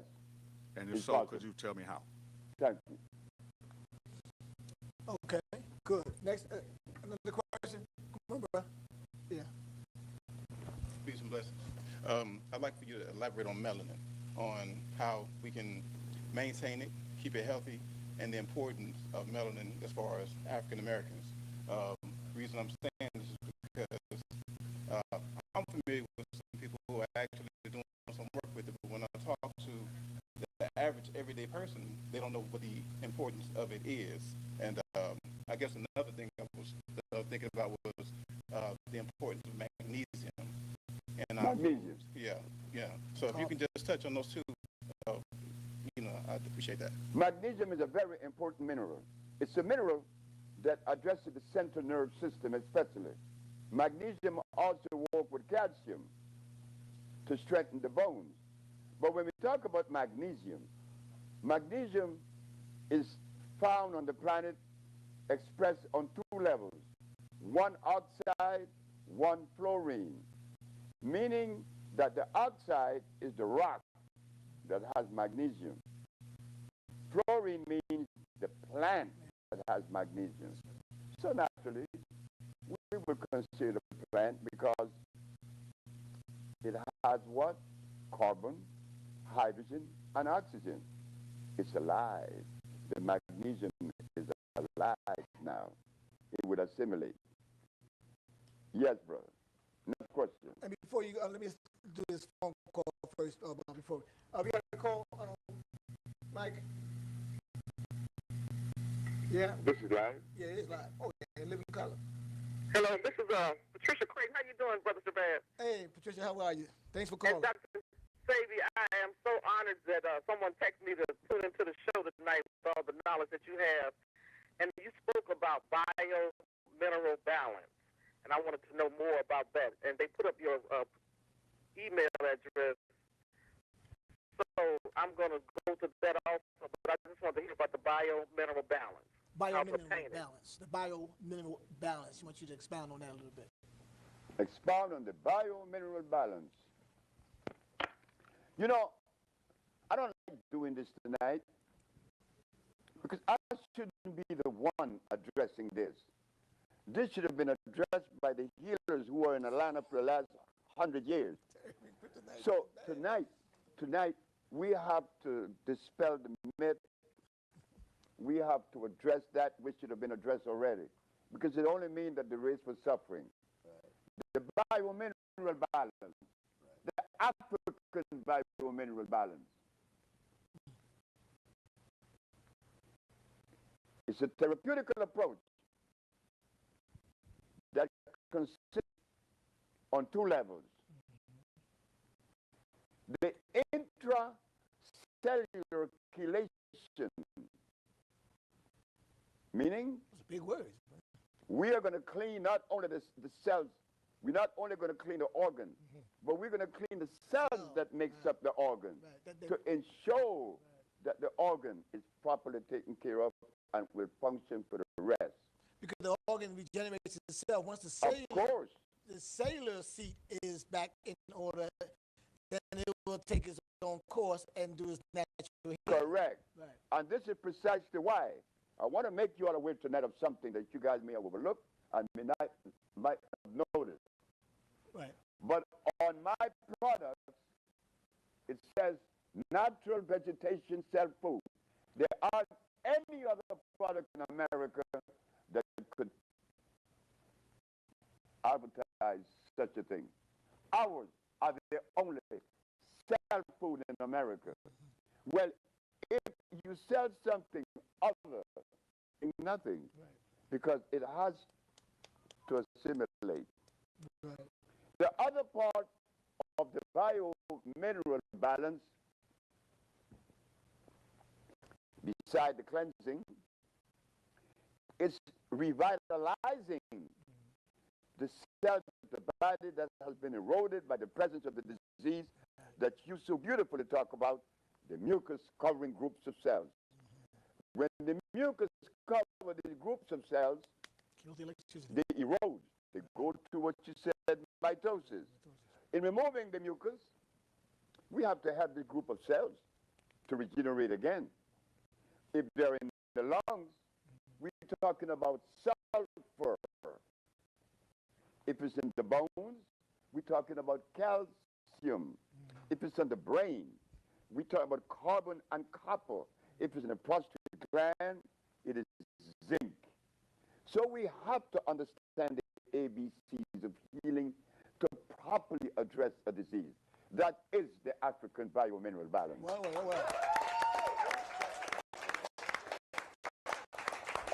What you said, we got a few minutes left. Make sure your question is succinct so we can make sure we get the answer. If not, the brother's going to be here. When we go off, you can still have the question and answer maybe afterwards, but it'd be good for you to ask the question. Speak up. Yeah, raise your voice. You did say that you wanted to come back to Atlanta. Yes. I think everybody in here has the same question that I do, because we would like to see you here constantly. And I'm just wondering, what are you doing in June of this year, like the second week of June? And see his people. I want to invite you back to Atlanta, and so whoever I need to see, I want to know exactly who I need to see. I talked to your people last night. That's my question. Thank you, Bob. And that's a good question, but you can always see his people. Brother, thank you. That's a great question. Thank you, my brother. I love you, man. I like your image. Yes, sir. Thank you. Thank you, my brother. Yes, running out of time, or clock time that is. Go ahead, buddy. Yes, Dr. Sabi, my quick question.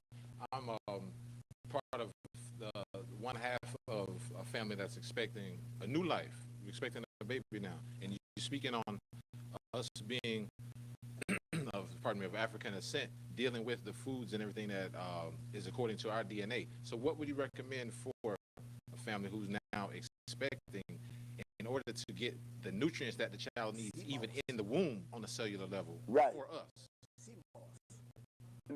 In March, and I have a little girl, 4 years old. You know, she'll be 4 years old next month. Taiwan. Naturally, with the little understanding that I have, I will share it with the mothers. Iron. That's all. Don't worry about the rest. Iron. She could take iron, and drink sea moss. And time to have the baby, she could stand up without no pain and deliver that baby in your hand. Because I did it many times with my wives and my babies. It's easy. Don't worry about it. This is why we want to come to Atlanta. And Lisa Lopez, brother, and her sister would like to collaborate in developing this holistic, not holistic, that's crazy, because holistic medicine offer all kind of garbage. Complementary center, right? And right there, we share information like this with your wife. And there would be other ladies there sharing with her. That's what we had in New York. It was so beautiful. We want to bring it to Atlanta. Thank you, my brother. Love you, man. Love you. And we can go holistic. So we do the W in front of the holistic so we can make it make sense. Go ahead. Yes, Dr. Sabi, the question is food, dealing with the foods and stuff. I know you've done your research as far as pH and so forth and what we should ingest. But my question is, how do we identify some of the foods, you know, independently of, you know, coming to you constantly with updates on the, I think it's information sheet that you put out. Yes, sir. So how do we begin to do independent research, basically? Okay, all right. You want to answer that, or you want to wait? Or you know. We got 3 minutes, so we got 3 clock minutes. So you know, so go ahead. to do independent research. This is precisely why I said we need to open a center here, that when you come, we could share information, right? How to go about doing the research, like buying certain, like a pH tester, right, or litmus paper, and you could begin to test it, but you have to go through a process of getting the right culture. right. All right? But we could do that for you. Right. Okay? You know what? And I want you to, I'm sure that we got the camera on these people who are asking these questions to see exactly how active they're going to be, you know, with that, what she's giving as a solution. So we're going to, you know, got you on record, and we're going back to the videotape. You know, when people say they want, you know, these answers and they want to get engaged, that's fine. Thank you, brother, for your question. We appreciate it. Brother, thank you very much. Hey, I'm saying quickly, before you leave, we really are running out of time, but I want to ask this quick question. You can answer it, you know, briefly, but the prostate, and you talk about the prostate with zinc. So therefore, any issues with prostate, whether it be cancer, whether it be all these issues that we have, men have in terms of, you know, the virility, you know, or the impotence, you know, mostly we're talking about rebuilding and reinvigorating the zinc intake, right?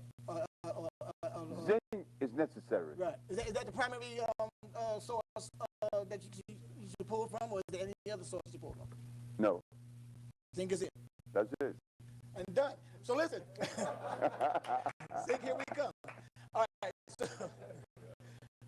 I want to say, Dr. Sabi, thank you for your love, for your time, for your energy, for your support of the people, and for answering your call. And we appreciate you, and we appreciate your love. Can we give it a round of applause for our brother, Dr. Sabi? Better than that, y'all. Love you. All right. I want to thank you for everything, and more than that. Thank you, brother. All right.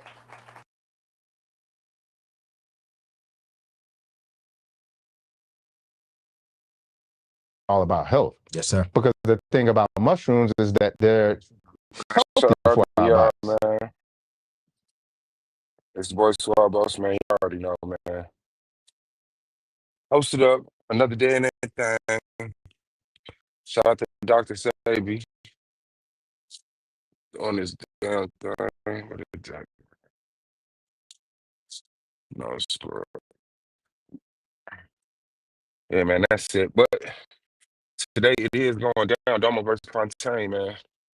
And we gonna see what the fuck everybody in shout out to A1, Northern Bell, Abdul, Khalid, whether you in there or not, Lou. Shout out to all the people that came show.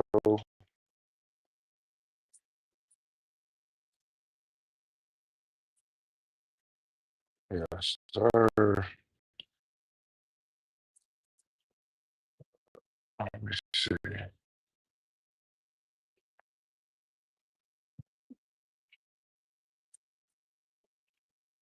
And yeah, make sure y'all fuck with the Coliseum arguments too, man. That shit going down.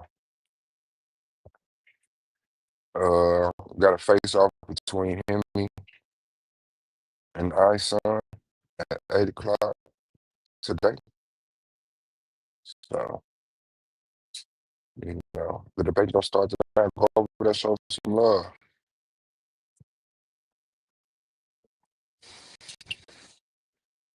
Other than that, I'm just on the same shit. I watched it. Y'all want to jump on And so what you do is you have to add before you subtract. Yes, sir. I like that. And then what you do is, as you adding all of these healthy foods and you find some healthy replacements, yes, sir. Now you start to think to yourself, well, this is not bad. This is not bad. What's the difference between the differences of eating this food? Now we're on a better sort of path in terms of like having a healthier lifestyle. It's not just a diet. Yes, sir. Yeah. Yeah, no. When I was on your fast, man, I think the first 2 days was rough. After that, like the next week, man, I was like, dang, why do I feel like I have more energy? Yeah. Like, why do I feel like I'm lighter on my feet? Yep. I was like, this is not bad. Yeah. And then I went back to eating. Yeah. You know why people do that? It's addiction. Yeah. You got to think, any other thing we do that, we would call it addiction. Absolutely. If it was coffee and we tried to stop, we knew we needed to stop, and then we started drinking, we would say, all right, I'm addicted to coffee. If it was cigarettes, we would call it addiction. If it was Cocaine, we would call it addiction, but food is a socially accepted addiction. It is. Nobody will mar you about the foods that you're eating. But what they're not telling you is that the reason why you're so addicted to the food is because they put baked addiction into the ingredients. And most of the foods that people are eating, they're not whole foods. They're foods in box, bag, cans, jars, etc. Yeah. And when you look on the label and look at what's in the food, you don't understand all of that chemistry. When you read it, you know it's chemistry. Absolutely. But you don't know what it is. Yes, sir. And most of that is to make the food stay looking a certain kind of way, color and texture, because otherwise it will break down. Just think if I put a tomato right here on the desk. Yes, sir. And we waited a week, you would see mold on the tomato. Absolutely. Okay. And on the desk. Right. But all of a sudden, this thing that comes out of a box, bag, can, jar, it could just sit there for 2 years. That's not magic. That's chemistry. And that's the chemistry that is slowly but surely taking away minutes, hours, days, weeks, months, years of our life. And that's also what's making us so overweight as well, too. Because a lot of that chemistry, which is really toxins, the body puts all of that chemistry in fat. And the more chemistry you put in you, the more the body will hold on and create fat. Because the fat is a way that we protect ourselves away from the chemistry. Otherwise, if that chemistry was getting inside of the cells, getting inside of the tissues, we would rapidly decline. And so as we're increasing this amount of fat, especially around the waist, which is the most dangerous fat, it's storing away all these toxins. And that's what makes it also very difficult for us to lose weight. Because as we try to burn the fat, the body knows that you're going to be releasing all these toxins into the bloodstream. It can't have that. So this is why people can work out and work out and work out and work out and not lose any weight. Yes, sir. You see what I'm saying? But then when you're on the detox, what happens is now all of these elimination pathways are open. Yeah. Now your bowels are open. Yeah. Now you're having bowel movement. I sure was. Yes. You're urinating. Oh, yeah. It's coming out through the skin. You may have a breakout. I had a breakout. Yeah. So you see what I'm saying? Now all the elimination paths are open. Now it knocks on the door. It says, hey, we got room to get rid of this fat. Let's get rid of this fat. So then that's why you start to burn the fat. And when you think about it, just think about it for a second. The obese population was 5%. Yeah. Today, obese, 43%. And if we include obese and overweight, it's 75%. What? Yeah, 43% obese. Overweight and obese is 75%, and it's worse in our community. So you start to understand why we're so sick and then why we're so overweight as well, too. It starts to make sense when you start to look at the fact that 67% of our diet is ultra-processed food. Food that's in box, bag, cans, and jars that we've fallen in love with, that we have at our family gatherings, that we make our mac and cheese with, but there's no cheese in the mac and cheese box. And so we start to understand very quickly how all of this is tying in and how all these systems are feeding each other. A food system is making you overweight and sick. It's feeding healthcare. It's feeding the drug companies. You understand? It's making your insurance higher. All of these things are feeding a system just like this. And it doesn't just start with you as an adult. It starts with our children, because the vast majority of the marketing is for our children. Yeah. You see what I'm saying? So they're being indoctrinated at a very early age, which goes into helping you understand why there's so much ADHD. Yeah. When you start to think about how yellow number 5 and red number 40 create issues in the brain. Yes, sir. You see what I'm saying? When you start to think about something like monosodium glutamate that causes you to be addicted and eat so much that you don't even have any restriction or any inhibition to say, all right, it's time to stop eating. Wow. So this is why also we have childhood obesity rates through the roof. Wow. This is why we're starting to see children have early puberty. Yes, sir. Now, puberty today for a little girl, compared to what it was for somebody in the 1950s, it might have been like age 13, 14. Fact. 1950. In the 1800s, it was 16, 17. Facts. Today, we're seeing little girls as young as age 7 having breasts, and starting to have a menses. So we're seeing the writing on the wall, but what happens every time is they're making something that is common normal. But just because it's common doesn't mean that it's normal. And so that's one of the reasons why you're seeing this drug Ozempic. Yeah, let's talk about it. Go through the roof. With summer here, our routine changes and so does our spending habits. Whether it's vacation, outdoor events, concerts, you name it, or even just enjoying the nice weather. And this dude here, if y'all know this dude, he a doctor that worked with the FDA. He worked in the clinical environment in hospitals and stuff like that. And he chose to leave that lane and go natural and started healing people the natural way. Yeah, he got a very interesting story. I ain't gonna lie. I fucks with him.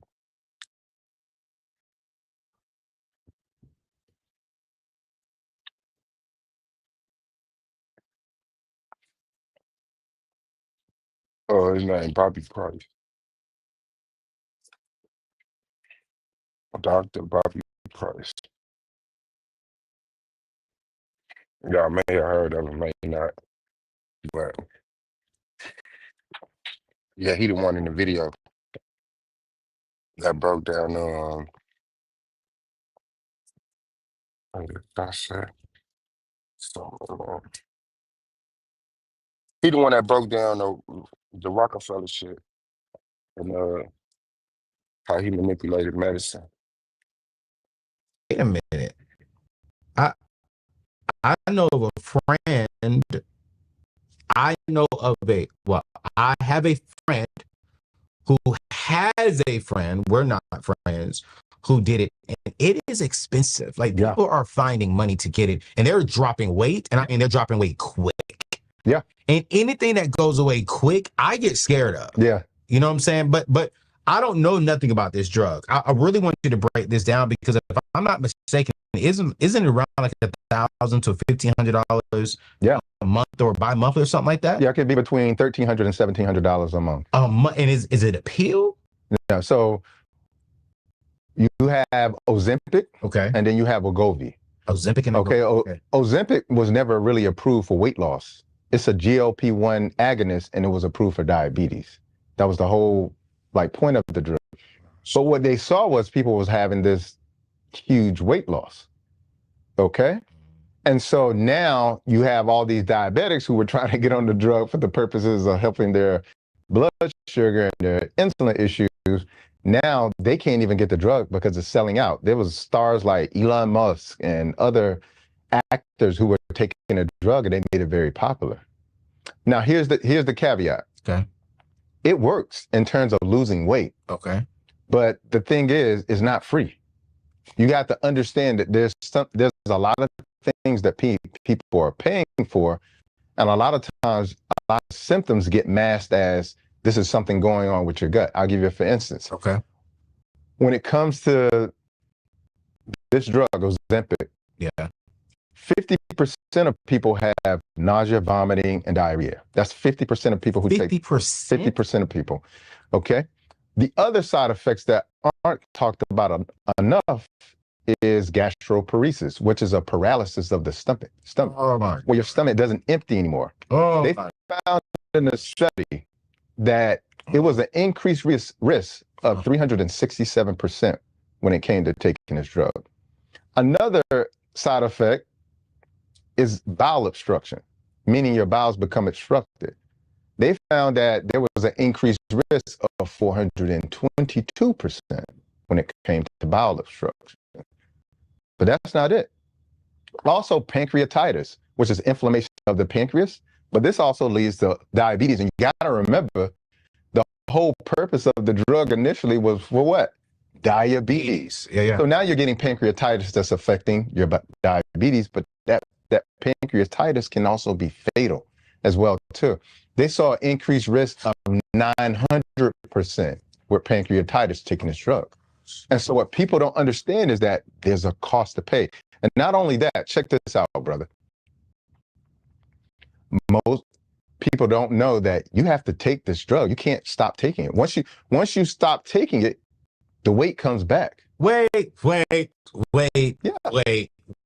Hold the. I was almost about to cuss. You trying to tell me if I'm spending $16,000 a year Yeah. for a whole year, I lose 60 pounds? Yeah, but what's I go through some of that side effects as you just said. I'm gonna go through something. which are really effects? Effects.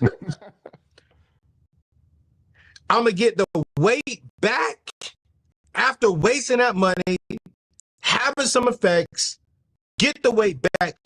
And if I'm not mistaken, you're the professional here, you're the expert. Some of those effects stay with you though, right? Yeah. Oh, Permanent. oh. Not only that, so you gain back 65% of the weight. Now here's the really scary thing. Almost 40 to 50% of the weight that you did lose or lose was muscle.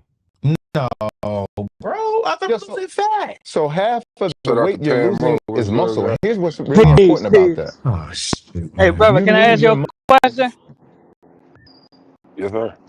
And look, this not about immigration. I know you accused me of trolling, but I re-listened to the conversation that we had yesterday, and all right, I could be arrogant and say, brother, I really cooked you in Out the Blue and Melanated Goddess yesterday, but my question is, all right, about the one drop rule. Now we can agree that it's not genetically accurate. My question is, why do, and I'll even include myself, why do we abide by the one drop rule that Caucasians forced on our ancestors instead of standing on DNA? Ooh, it's You empty heard the up question? here. Yeah, no, I don't stand on the one drop rule. Well, brother, you said you was black even though you got a white granddaddy. Excuse me, what's good, guy? Understood. There you go. Okay, yeah, when I get back to the office, I'll resend it. Okay, for sure, brother. Yeah, no problem. But yeah, no, I don't go with the one drop rule. Brother, you said you was black even though you got a white granddaddy, brother. I Which would said, make you first of all, I mix. said I possibly have a granddad with some white in it because he was like real white skinned, but he had like big lips and stuff like that. So I don't know if he was Creole, if he was mixed or what, but the way I do it is Exactly. based off your parents. Like if a black person get with a white person, that child is mixed. And whatever that child sleep with determines where the ancestry goes. So if that mixed child sleep with a fully black woman, then that lineage is now turned back black. But if they sleep with a white person, then that lineage is now turned back white.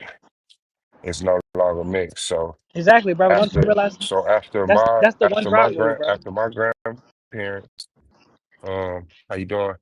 After my grandparents had my father, who was black, because 3 out of 4 that I know of his grandparents were black.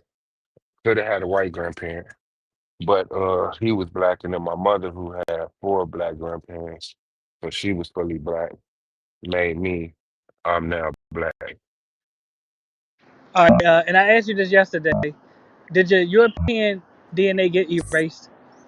No, All right, brother. So that means genetically you are mixed, right? yes, genetically, yes. Okay. So once again, back to the initial question: why do you abide by the one drop rule that Uh-huh. Europeans forced on your I ancestors was. instead of acknowledging what you actually are, which is mixed? Yeah, I just explained to you how I look at it. So if you just disagree with that, then you just disagree with that. But No, I it's not don't about go by the disagreement. one It's, drop. I don't go with the well, one drop rule, nor do I deny the fact that uh, I have mixed genealogy. Like I have so you Asian, agree I that you're have mixed race, then, European. right? Says black people in America are a mixed race, majority African And you were with some and European you were called. My and bad. Go I ahead. would say some European. I can imagine some Asian.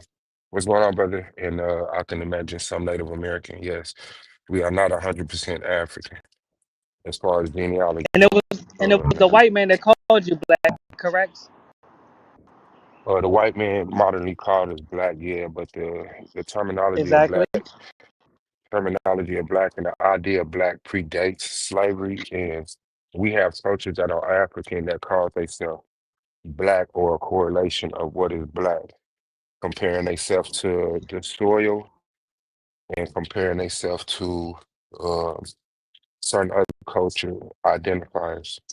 So no, it was Exactly. like So, the white man didn't come and rename black people. The white man came and reterminized what black people are already using. So when you get the word like nigger, it's already groups of Africans calling themselves niggas or niggas or nagas or nugas. And so but it was. once Well, we let's get go one step at a introduced, time, bro. It was the white man that misclassified mixed people as black, correct? I mean, I can't say misclassified because their classification of things is their classification of things. I can either agree with that Exactly. classification So it was the or white man that classified mixed people as black, correct? yes, but I said I wouldn't say misclassified No, even if you say classified, we're referring to the one drop rule. So I'm asking, why do you accept the white man's categorization of you as a mixed race person when he calls you black? because black doesn't denote genetically you're 100% any race. Black is just the linguistic and cultural terminology of a people who lost their heritage. And some of the things that they could hold on to is that, yeah, we were calling ourselves black before slavery. And so when we got identified as black by the white man, as my research go, it wasn't a negative connotation of who we are. It was just that level of classification. Now, the race game did come in later, and they accepted black people as African descent, this, that, and the other. And then the white people did do the one drop rule where they would say, well, if a white person sleeps outside their race, then their children are classified as black, which they're not Exactly. going, which they're not going off genetics because if a white person had a baby with a black person, then that baby will obviously be mixed. But due to political reasons and control of resources or inheritance, they called those people black to distance them from whatever inheritance they had, and I'm fine with that. But I do not All right. identify Well, are you able to, just so I'm clear, are you able to distinguish your ideology as a genetically mixed race person that identifies as black? Are you able to distinguish your ideology from the one drop rule? What's the difference? absolutely because no matter what percentage of blood you got in you that's European, if your parents are black, then you are black. If How's your that different from grandparents, the one drop rule, though, brother? That's the part that you're not articulating. because the one drop rule says that if a white person has one drop of black in them, that they're black. And I'm saying no, if a white person has some percentage of black in them, they are mixed. And that's my point. You yourself, you have African ancestry and European ancestry. You're a mixed race, but you false claim to be black. So how is that different from the one drop rule? Yeah, I don't know how complicated you're making this. I guess you want to be correct, prove a point or get a checkmate or something, like you like to do. But Brother, don't yeah, get black into your people, feelings, brother. Yeah, go ahead. I'm not getting into my feelings, but I do have to get into my questioning of your integrity because I clearly said what I said, but for some reason you keep reframing and restating this question as if I didn't answer it. Black people are genetically mixed people, a diverse people that was collected and then bred in the United States. And during that time, um, black people have been mixed with white people through consensual and non-consensual breeding, Exactly, and I'm fine with exactly. that. So if I So you have a great acknowledge that great, you're a mixed race, correct? we're a genetically mixed group of people. I Mixed don't know. race, exactly. I don't know about race, but I figure like we're all different You're, people from different you're mixed. places. Yes. Yeah, we're all different Oh, I'll make people. it easier for you. All right, go ahead. No, go ahead, make it easier for you. Yeah, I'll make it easy for you, brother, respectfully. Do you acknowledge that the actual black sub-Saharan Africans have a genetic distinction between yourself and them? Or in other words, you have European ancestry, they don't. You have a European great-great-grandfather, they don't. Can you acknowledge this difference? Yes, I can acknowledge and accept their I appreciate your understanding of honesty, defining. brother. I appreciate your honesty.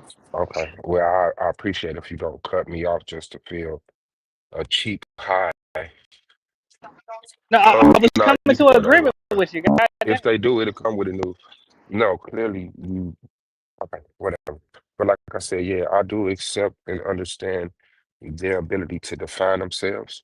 And as we form a relationship with them and talk to them, then those conversations will be had as on a more unified, what's the name? But I have no problem with anybody distinguishing themselves from us genetically because genetics is a funny game like that. And I can imagine that even those Africans that identify themselves different from us genetically would also express how we are genetically similar. And I can imagine that those people also have some mixed breeding that was non-consensual or consensual. So and yeah, it's watch how not a brief my divider. response is. Actually, it is because you could make that same argument for the Europeans that you have a genetic relation to, correct? I said that. Actually, you did not. You spoke about the Africans, but the point is, No, I said as that. you I had a whole little go ahead, make speech your about that the other day where I said some black people uh could be more genetically um uh related to some white people than they are with other black people on earth. So let's So stay in this conversation. So let's stay here. So just as you would never call yourself white just because you have European ancestry, how are you black just because you have African ancestry? No, you are a combination of both. You are a mulatto. You're mixed race, brother. And it's all right to be yourself. Stand in your truth. you had a question or you wanted to start preaching? No, I'm trying to Because it wake you up, started off as brother. a question. I'm trying to wake you up. Oh It yeah, wasn't a I've been question. It was woke a up. statement. I've been woke up, brother. Actually, you're calling yourself black, and you're not black. You're mixed race. So you gotta I'm wake up some more. I'm not a mixed race. I'm of what I would call um and I don't even know if that's even accurately correct, but I'm of the black race that came out of destruction of indigenous people globally. And How are you of the it black race when you have European ancestry? Let's get to that part. we got to that part several times. You just don't get it because you think different than me, which is You fine. have Like in my you are of sense. the mulatto race. You're mixed race, brother. No, I'm Let's definitely start with not. honesty. I'm not of the mulatto race because I didn't have a white parent. If one of my parents were white, then I would say, yeah, I'm a mulatto. Do you remember the definition that Sister Diallo read yesterday of mulatto? A mulatto is a person of African and European ancestry. By that definition, you qualify as a mulatto. You are of the mulatto race. So let's start there with That honesty. does So the not point mean is, that does not mean that I if go you ahead. look at an interrupted lineage of Africans and then you go back 700 years and find a white person that those people are now mulattoes. But No, that's not your story, though. Not hasn't your story. mulatto has a range to it. So a Exactly. mulatto can have a baby with a black person, and that baby will be Yes. black. A No, not mulatto can have genetically. a That baby with baby a will white be person. mixed race. I genetically mean, that baby will be mixed race. that's what you would like the truth to be, but the way No, that I I'm standing define on it, DNA. Let's stand on DNA for a second. no, you. When a mulatto There is marries a no white mixed or a race. black. There, hold on, wait, brother.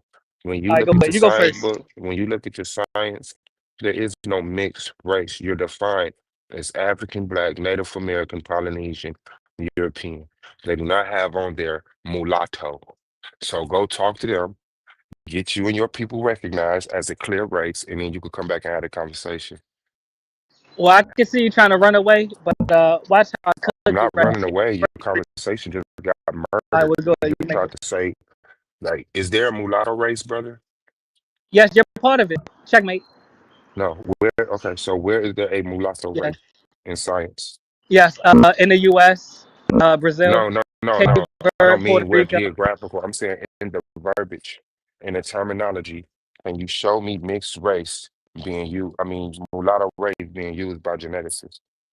And if you can't, can you Yes. just not waste I'm a my time and be geneticist. honest? I'm a geneticist.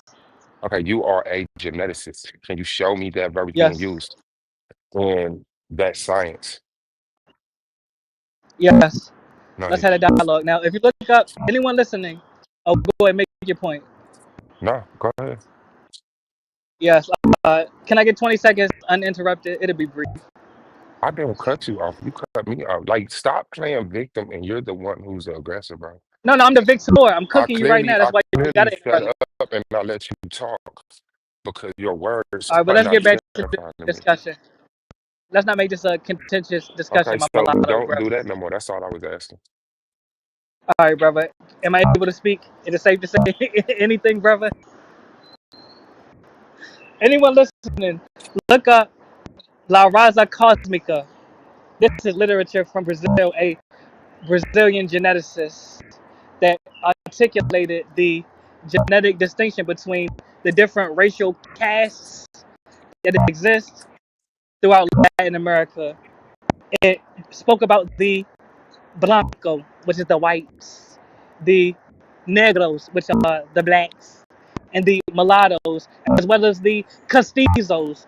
Now, I won't focus on the Castizos right now. That's a different discussion, but that's another mixed race group. Right now, we're speaking about the mulatto.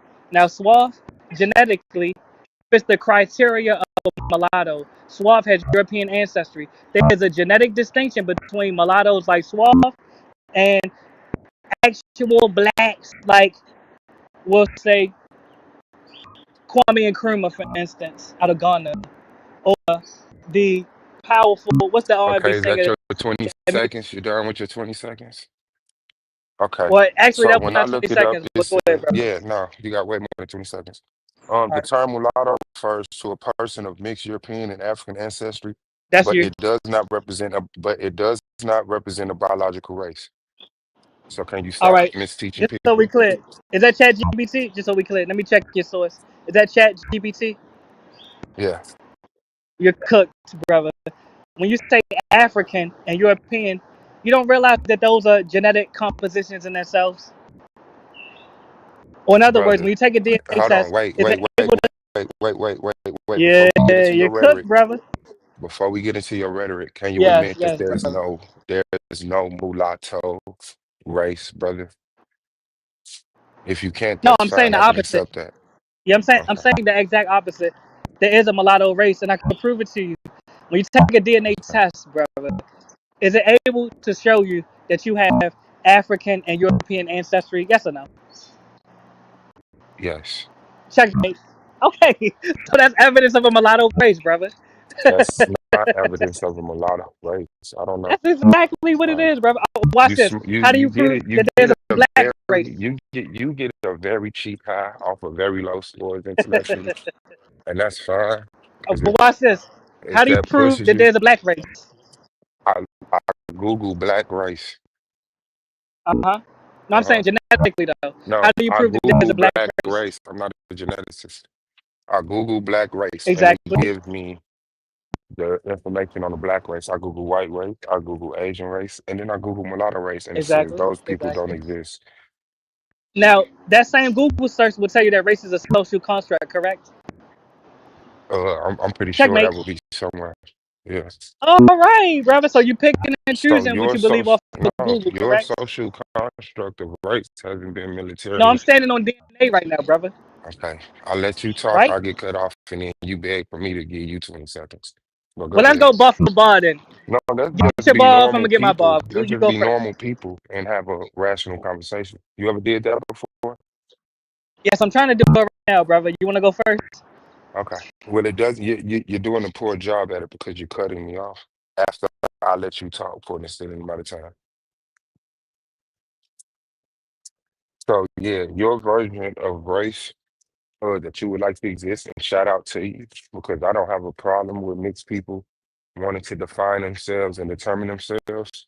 I'm all for that because that just is a that is a question mark that is built when geneticists try to build this table of genes and race and stuff. So shout out to you and strength to you, but you haven't yet militarily enforced your theory on race for it to be recognized as a mulatto race. And so therefore I just don't waste my time having that conversation.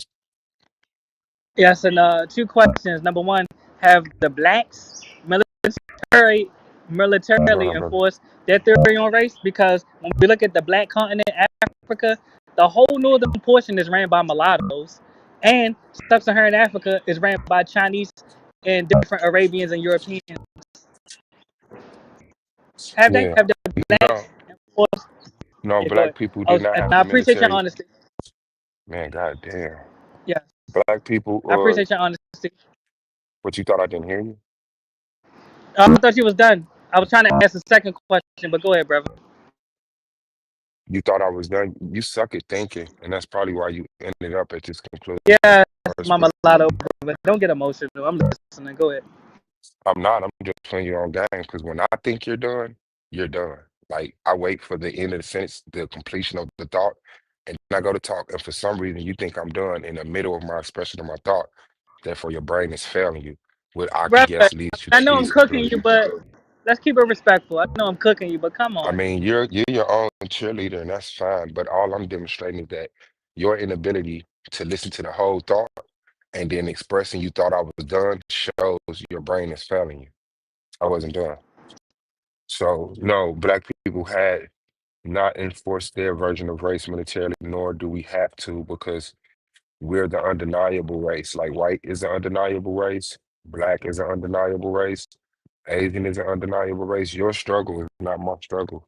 See, you are unclarified people of a mixed breed who would like to define things and use certain logic, which like I said is fine. But no, black people did not have to militarily enforce being black. But you would because mulatto isn't recognized as a race by the authorities in the race. All right, brother. Can I respond? And watch how brief my response is. Why do you say we referring to blacks when you have European ancestry? I already explained that. I already explained Oh, you so don't you're even in know why denial. I I get call it.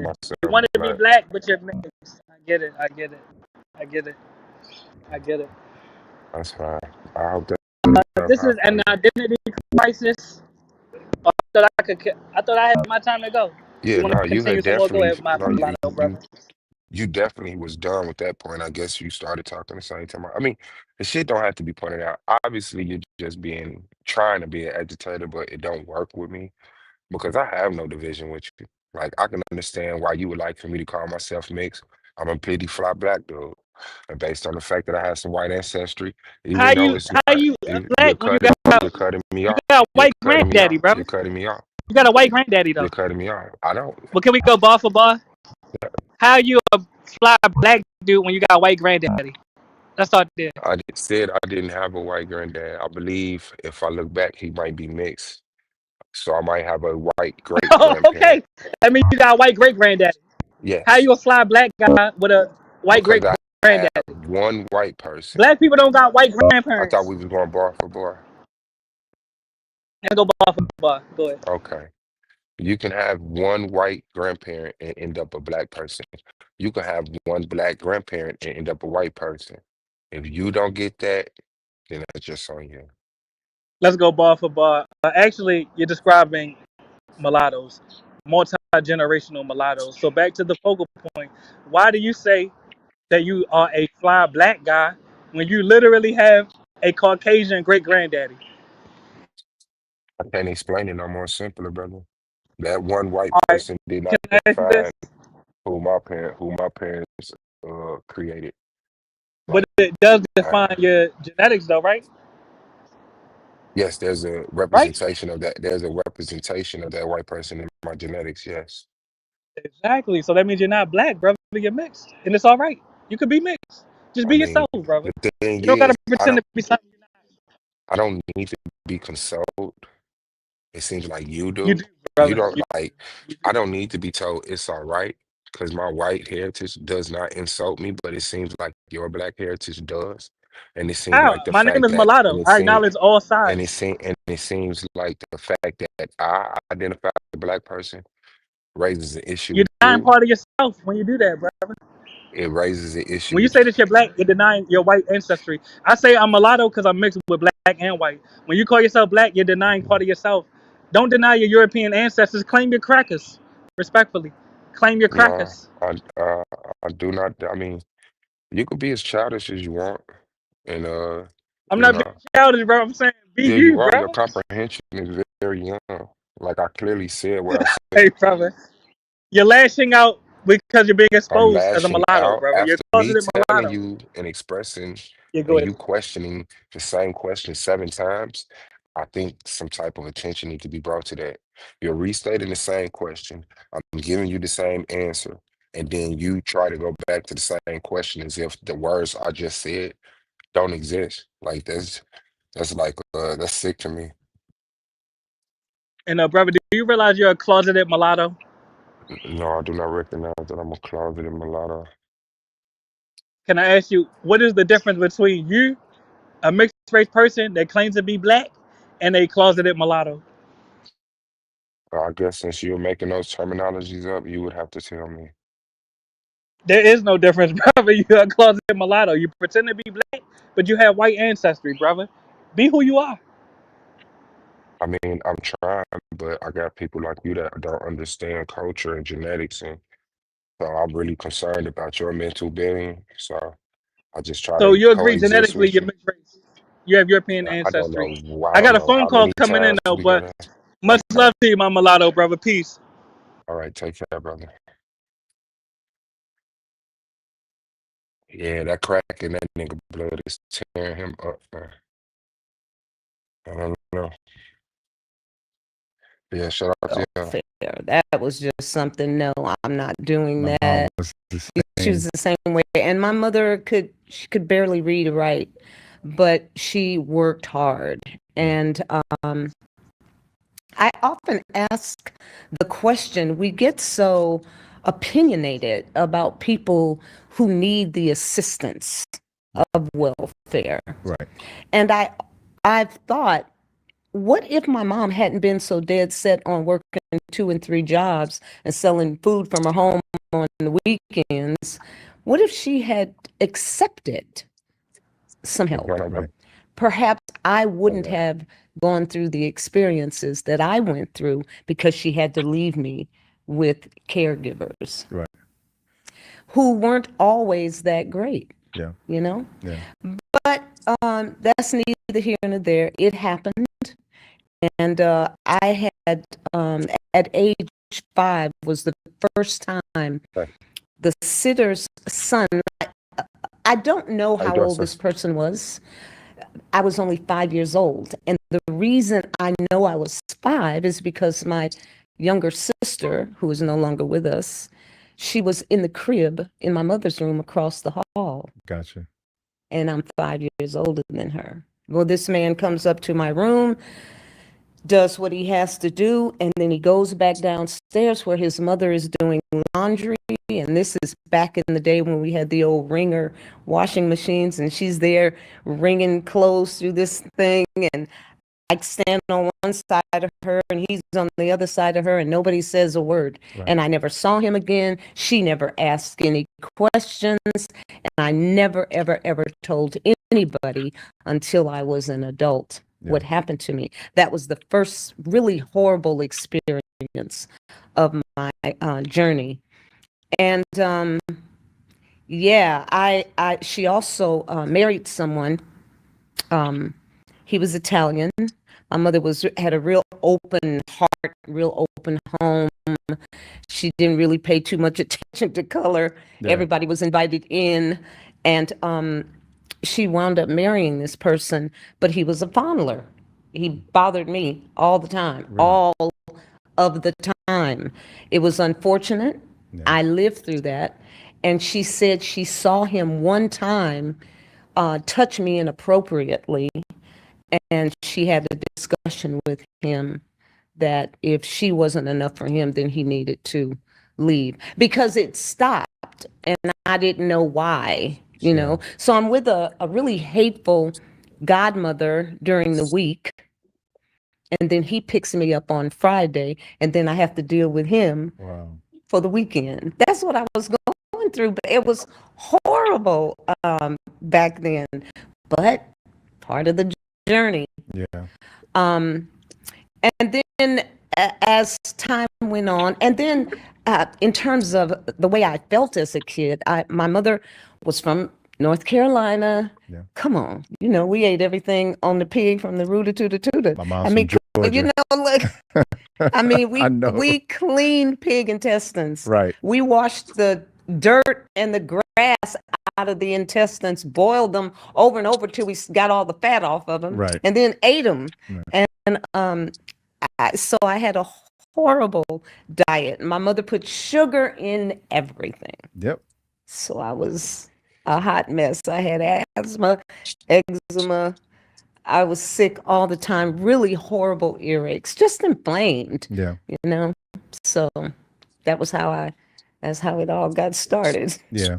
And what kind of impact did that sort of have on you as you sort of go from a very small child having to experience that amount of trauma in a very small amount of period by multiple people? What kind of impact did that have on you as you lead into becoming a young lady and then eventually becoming a young adult? A lot of insecurity. Yeah. You know what I'm saying? Just trust issues. Yeah. And I'm on my pardon me, I'm on my fourth husband. So I just did a lot of things very quickly. Yeah.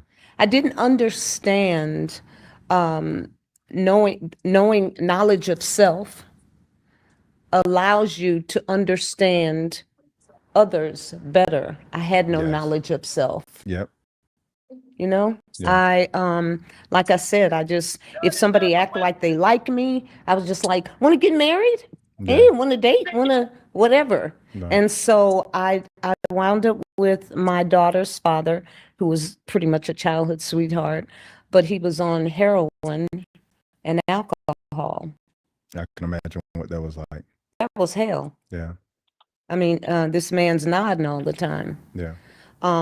So I go from being abused physically as a child, and then I get into a relationship who is chemically addicted, you know? Right. And I'm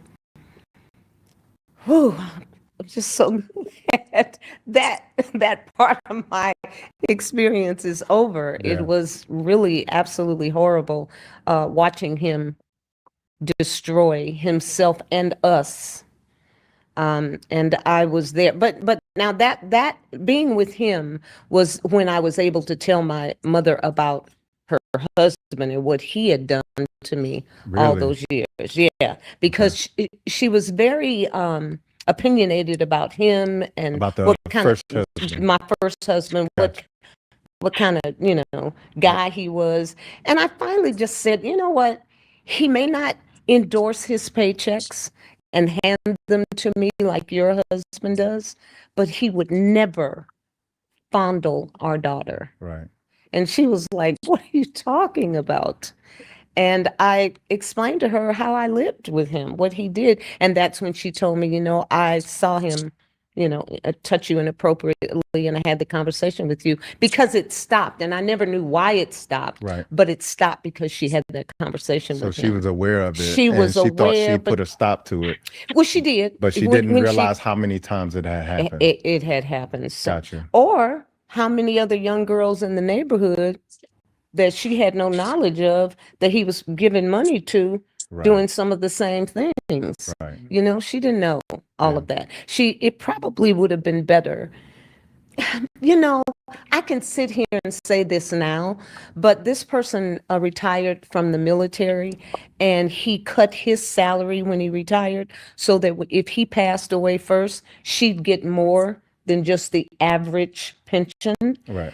And so I always said to myself, well, he paid his debt because my mother only had a third grade education. So when she retired, she was not about to get the amount of money that he made possible for her to get. So, there was so much forgiveness. But how I look at all those people in my past now, I look at them as spiritual guides. I mean, there are just certain things that I learned through that journey. Right.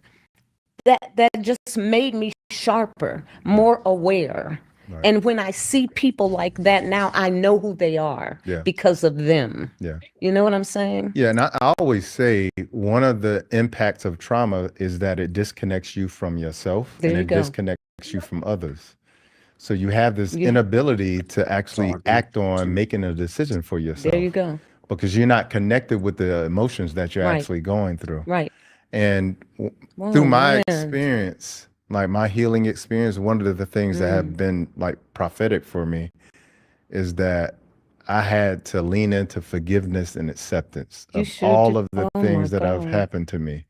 Watching a friend kill another friend when I was 12 years old, losing my cousin, to police, and just on and on, going through those things.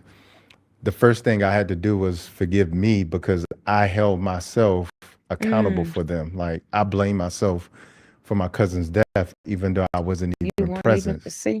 And so through that journey of forgiveness, forgiving myself first, forgiving my cousin for leaving me behind, forgiving the police officers that chased them in the car that led to him crashing.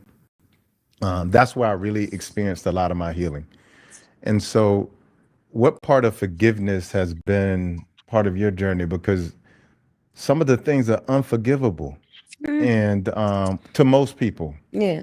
And, again, what part of forgiveness has been very important to you becoming who you are today?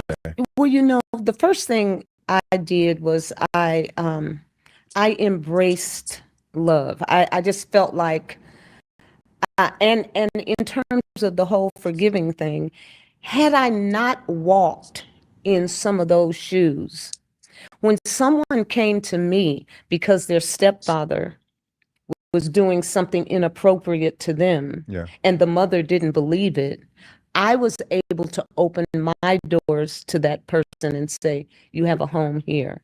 I get it. Just because I walked in those shoes. So going through it and having knowledge of what's out there and what we can all go through, I just felt like embracing love and understanding and knowing that I have this knowledge for a purpose. Use it for good. Yeah. Use it to help. And that is what I do right now. Gotcha. You know what I mean? Yeah. And I can, going back to the original point that I was talking about earlier, I can also like using the idea that every experience we have on some spiritual level before we came down here, we decided that we wanted to have this. Thank you. Now that's a very scary thought to say I contributed to it. But people don't get it that way. They don't understand it that way. But I do. When you say, I appointed my mom and dad, those were the two people that I needed to get here. Yeah. And I can imagine how your first husband, although he was addicted to heroin, watching him sabotage and self-destruct himself, it gives you an understanding of having compassion for somebody. We got some right Exactly. here. But and then I Outline. turned around and Yeah, thank you, sir. through my Sure. journey, I was shown crack cocaine by my sister. Yeah. I thought to myself, oh, it's just another way to use cocaine. I know cocaine is better than heroin because nobody nods Right. and looks ridiculous. And I had some high-end friends that snorted cocaine. Yeah. And I thought to myself, well, you don't have to snort it now. You can smoke it. Right. Through ignorance. Yeah. But yeah, going through that myself, and it only lasted 7 months, that part of my journey. Yeah. I just really wasn't caring for self at the time. Right. And when you're on crack, it's so debilitating until you're not really thinking. Yeah. You're just really not thinking. Yeah. And I can see how having the previous experience of watching your husband do it, that may have tapped into at some point to you to say, I'm doing this to me. I'm doing it to what I watched him what do I to watched him do to him. Yeah. And I had the last time I did it, I was in my old bedroom at my mom's house. Yeah. The bedroom was empty and I'm messing around with this crack cocaine. And I was going through this piggy bank. Yeah. And it was like a voice out of nowhere. Like your piggy bank? I guess just one that was left in the bedroom. Gotcha. Okay, the furniture was Yeah. out, but I was on the floor and it was like this voice came to me and said, oh, so that's what you do now. You go through piggy banks. That's who you are. The higher version of you speaking And to I you. never, ever, ever went back. Wow. I never went back. That did it for me. I got a job with the airlines and I never, ever, ever looked back. I remember having a conversation. I got a paycheck and I was driving on the 110 freeway and I remember saying, wow, I could get high right now. And the other voice saying, and mess everything up. Yeah. And I just never, ever went back. Yeah. Met my current husband, and that's when I started really learning about self-love and self-care. Yeah. Which leads me into, the unhealed version of us makes very different decisions Yes. than the healed version of Doesn't- us. I know. And sometimes what happens is that we have to pay for the decisions that our unhealed version made for us. Yes. And then we get healed and now we're regretting all this, but that was just It was part of the it. journey. It was part of it. I don't look back with any regrets. Yeah. No regrets. Yeah. And can you talk about how important it is, how one type of relationship can lead you down this path versus another type of relationship can lead you down this path? And I think it's really important for people to recognize that, because I always say there's different levels of consciousness. You could be it's so many. conscious in the moment, which is perfect, which is good. You could be conscious retrospectively after it happens, After it and you got to happens. look back after the aftermath, or you can literally be conscious beforehand, which is intuition. Yes. And so I really want to help the audience sort of think about things in a different way when they think about their relationships, because sometimes I believe that there's no path that you need to take. You can go down this path where you choose a friend that makes you end up becoming a drug dealer or makes you end up becoming addicted. You can go down another path and you will learn some of the same lessons. That, in my opinion. I agree with you Yeah. on that. I And- really do agree with you on that. And so can you talk about how relationships have impact? Because you just talked about meeting your husband versus, maybe your first 3 husbands. Honey, let me tell you. You said maybe your first 3. Since you got 4. No, but listen, when you're committed to love, Oh my gosh. and here's the thing, sometimes we have to experience love first through other people to finally say, let me fall in love with me. Fall in love with myself. Yeah, so I'm in Man. love. I'm in love with the concept of love and the institution of it and the experience. And so when I see people who have been married 4 times, I'm like, that is a lover. if they're not anything else, they're a lover. Wow, being a flight attendant too, I was living in Colorado when I finally separated from my first husband. We were in Colorado, and I became a flight attendant with Frontier Airlines. Okay. And then the reason I was able to get away from the first husband is because someone else showed up who had a lot of money. So here I am now thinking money has got to be the answer to all of my ills. Yeah. So I replace the heroin addict with a cocaine dealer. Gotcha. That is how I become acquainted with the cocaine being the drug and being able to have access to it to start with the crack. Yeah. This person, this person was abusive physically. Okay. And this was the experience that I went through with a person. He literally cold cocked me. Now I make fun of that now because I go, if you really do see the stars, and when you're knocked out, I mean completely out like that. Right. And then I can remember him ramming my head through a wall, picking me up, body slamming me on different. I had never been abused that way. I had never been physically abused like that by a man. And then I finally escape Colorado. Okay. I have airline passes, but I'm on a Greyhound bus because I'm trying to get away from Monster Man here. And I come to LA, and that is when I meet husband number 2. Gotcha. Husband number 2 was a cocaine snorter to the point that he used to have blowing flesh out of his nose. Wow. So he decided he was going to learn how to clean the cocaine, clean the acid off of hydrochloric acid. I think that's what's in coke, whatever.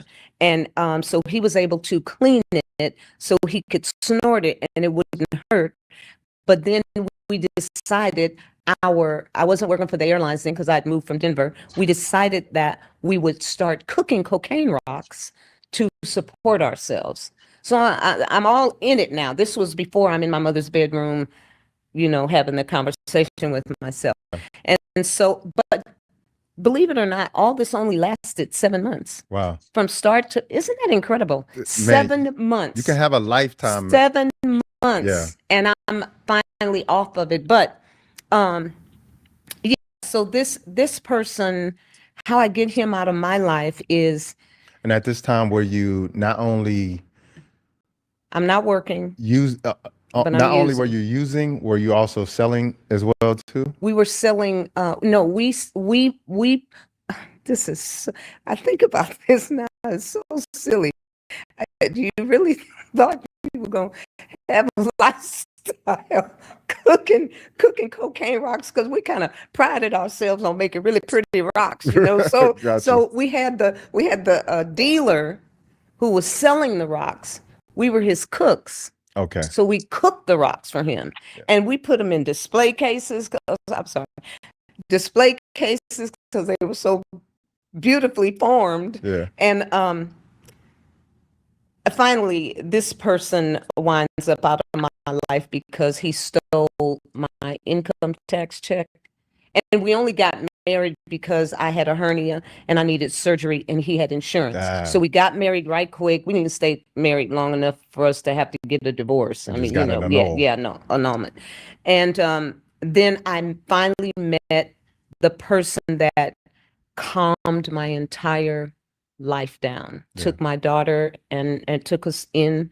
He had a son that he should have been caring for that was having some emotional issues, but he took us into his home, and that's when things began to level out. We bought a home together, and I just really wasn't ready for him. Yeah, I wasn't. So we wind up separating. He leaves me the home, and I finally meet the person that I'm with today. Got you. And I went to City of Angels. It was a metaphysical church near the airport, and I met Reverend Dr. O.C. Smith, and I heard him speak. And when I heard him speak, I knew that I was in the right place. Yeah. You understand? Yeah. Because he spoke to me in a way it wasn't like, and you got somebody out there looking at you, and then you got somebody down there with a pitchfork that's going to get you. He didn't talk to me like that. Yeah. That wasn't the message. The message was about love. Yeah. Period. And that is when everything changed. Yeah.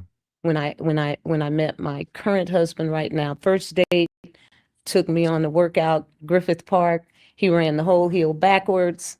I'm thinking, I can't even walk this thing. And he's running this thing backwards. I'm about to turn 40, and he's about to turn 42. Yeah.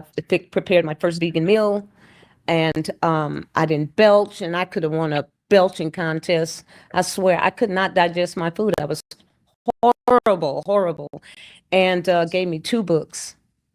And I was like, your husband? My current husband. And I was like, damn, I got to read.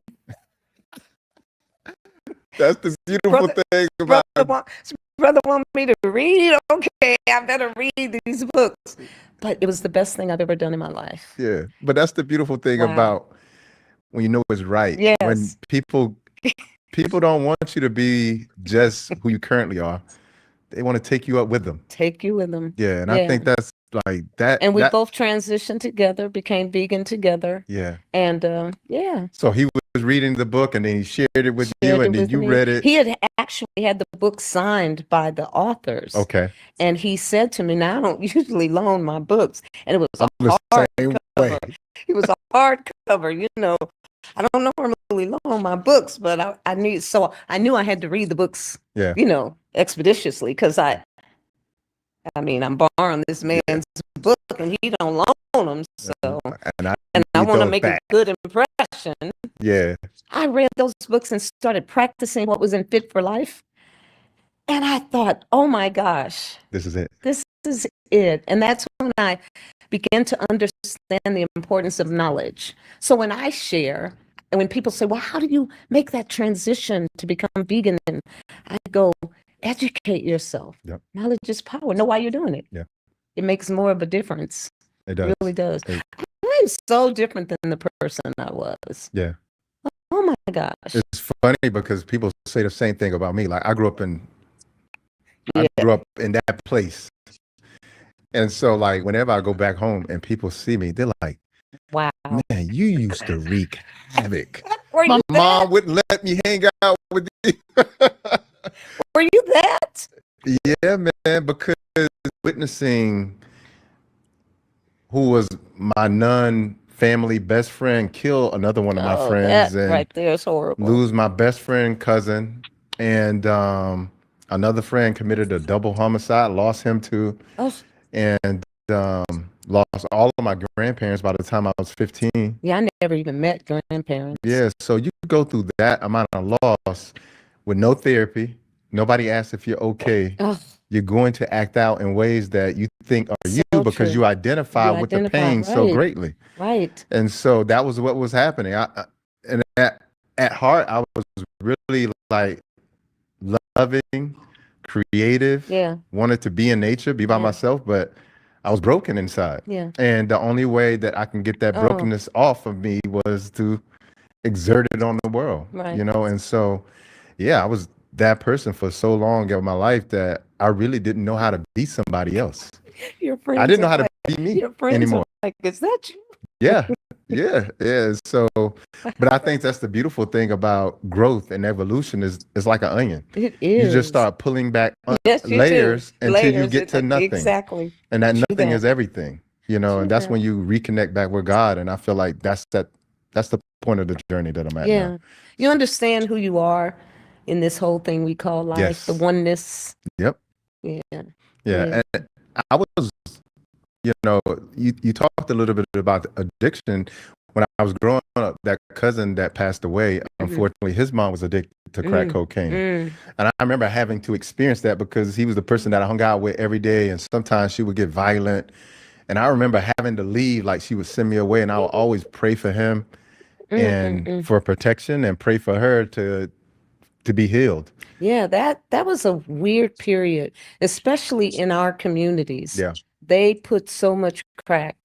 And but they did that with heroin before the crack. Yeah, I guess it didn't work. It didn't work, but the crack addicted you immediately though. Yes. You know? Yeah, and So, I got to witness that. I even, you know, one of my uncles, unfortunately, I got to see him cook crack cocaine. yeah, we did that. That's how we made them rocks. And you know what's so crazy? That is what inspired my sort of interest in science. I'm not really laughing. No, really. But I am laughing. That's how I fell in love with chemistry. No. I went to school. I had a teacher. His name was Mr. Barnhill. He knew everything about chemistry. I'm in the class and I'm like trying to figure out how did he take this powder and turn it into a crystal form. So I went and asked the teacher. He told me. He told you? He told me. And when he told me, I was like, oh my gosh. so that's science that they're doing. And he said, well, I won't call it science. I was like, well, it sounds like science. It was. And so I said, you know, I want to know more about this. That's how I got interested in chemistry. It sure was. You know, that's really pretty funny. Yeah, but you know what's so funny about addiction, because especially in the 80s and the 90s, like it was everywhere. It was. I mean, it was like you were watching these zombies walk everywhere. I remember a friend of mine getting addicted to crack cocaine, and I walked up on him. This is somebody I grew up with. And I tapped his shoulder. He looked at me and didn't know who I was. Know you. He didn't even. So I got to witness it in so many different forms. And today it's a little bit different because like you don't necessarily see it as affluent anymore. But the new addiction is food. You know, and so what I see now is, especially in our neighborhoods, you know, you go in our neighborhoods, you rarely can find a healthy food restaurant. It's true. You know, you go in our neighborhoods. You almost go in any neighborhood now. We eat like crap. We eat like crap, and the food that we eat is chemicals. Oh my! It is a chemical soup that keeps us addicted to it, and that food is what leads us to essentially all of our assassinators. Our largest assassinators are diabetes, heart disease, cancer, autoimmune conditions, and we lead the category in all of them. Speaking so much truth. Yeah, and so what would you compare? How would you compare? Because I always parallel those two. How do you compare like the addiction we have now, which is socially accepted, to back then? It was all about drugs. Wow, that's a good question. Well, first of all, I'm gonna put it like this. Wow. It's a good question. Take your time. You know, I guess I can say I was very, very blessed that I wasn't stubborn. You understand what I'm saying? And that by learning what I began to learn, I started feeling empowered to share. Yeah. You know what I mean? Yes. I just wanted, well, because when you're a brand new vegan, you kind of get on people's nerves. Yeah. You all in their plate, you know, you don't need food to, police. Yeah, food police. You got to learn how to calm yourself down from that. Yeah. But I am so very blessed that I met this man and that I got this information, because I can only imagine where I would have been when you talk about all those illnesses. And I mean, I was very sick as a child. Yeah, you mentioned very sick. But man, I look at us right now, and and when I said all communities, we're overweight. And let me just talk about America. Yeah. We're massively overweight. Yeah. And we're seriously sick, and we're ignorant. That is That right there kills it all. When you don't know what you're supposed to eat or how you're supposed to eat it. You don't know who's handling your food and what they're doing with your food. Well, you don't know that you're supposed to know. Yeah, true. True, very true. When you start studying and learning that the people that are handling cows, chicken, pigs, fish, they're only trying to make money. Right. They don't really give a crap about you. They're going to make the money that they're supposed to make. The pharmaceutical companies own the medical industry, period. 100%. 100%. Yeah. And so everybody's going to make money off of your ignorance. Yep. And you can be so ignorant that you're combative. Yep. You don't even know what you're talking about, but you will attack somebody that is trying to share information with you. Yeah. I did a podcast with Jillian Berry. She's a raw foodist. Yeah. And she posted a clip, and I said, I don't have the gear to jump on top of a cow, tear it apart, and just eat it on the spot. Right. A cow is not my diet. Oh my gosh. Everybody went in. They attacked me. They said I was a clown. They said I was stupid, dumb. They talked about my breast implants. They called me, the last thing they said, shut up, little nigga. And that was when I was like, okay, it is time to, I had to start, I had to go through and delete and block and to protect myself. Right. And I said, wow, if they had listened to the entire interview, they would have heard me address my breast implants. But no, they took that one clip. Yep. And because I said something negative about eating animal flesh, they went Negative nuts. or true? Hmm? Negative or true? You said something true about it. I said something very true. Yeah. They took me back to prehistoric times. Yeah. They said we invented tools. That's what makes it okay. The Bible said you could eat meat. The Bible also says you shouldn't eat meat. So come on now. Right. The Bible is a book of allegories. Yeah.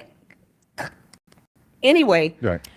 So I say all that to say I can only share with people, know why you need to do what it is you need to do.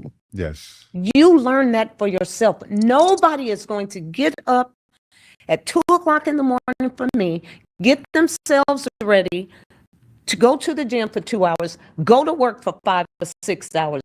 Nobody is going to do that for me but me. Right. So taking care of you is your responsibility. Right. It really is. And learning what you're ingesting. They are doing so much crap to these animals, and we're getting concentrated levels of it every time we ingest it. Right.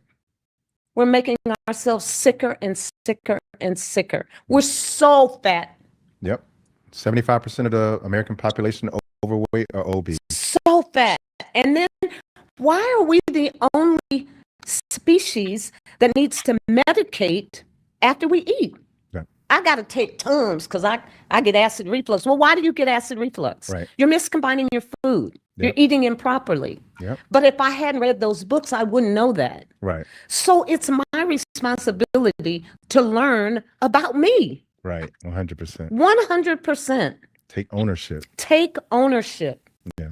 And so I don't know. I'm loving life. I'm living my best life right now. I see it. Because to me, longevity, you know what they used to say, longevity has its place. Right. But there's nothing better than quality. Right. If I want to get down right now and do an 8-minute plank, I can do that plank right now. Right. But in your I had 70s. thank you. I had to get myself ready to do that after coming from where I came from. Exactly. So we can use excuses. Well, I was this way and I was that way. Each and every moment, you have the opportunity to change. Right. To be a better you. Each and every second. Yep. Each and every second. If I'm crying 1 second, I I can laugh the next because I can make myself laugh the next moment. I only have that time guaranteed to me. No other time is guaranteed. Only right this minute. Absolutely. Okay. Yeah. And so you start this journey where you're now discovering the healing powers of food. Food is medicine. Yeah. And the beautiful thing is now you have an accountability partner Yes. to go along with you with this journey. And he was a hot mess. Yeah. I remember one time trying to make some oatmeal cookies, and we had a food truck. We were on Agape Spiritual Center, and I'm like, "Can you just run and get me some oatmeal?" I'm all Dr. out of Michael oatmeal. Beckwith. Michael Beckwith. Yeah. And he was like, I said, you can just go get me some regular oatmeal. He said, "Is it organic?" And I said, "Dude, it's just for one time. I'm just making cookies."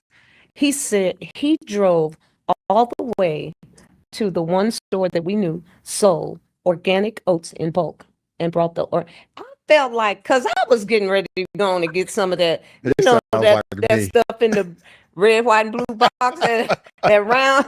Hey, y'all wasn't getting no organic oats with me, but he made me take responsibility. Yeah. You know what I'm saying? Yep. And that's so important. To be able to trust if I say I feed that to you, that's what I feed you. Yes. And he's like that in the restaurant right now. Gotcha.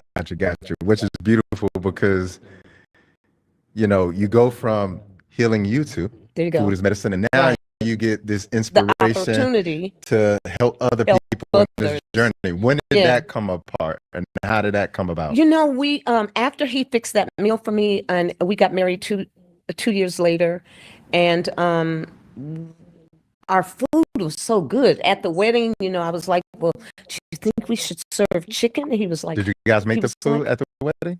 We had a vegan chef come in. Gotcha. And he was like, "Do we eat chicken?" And I said, "No, we don't." He was like, "Then they have to eat what we eat."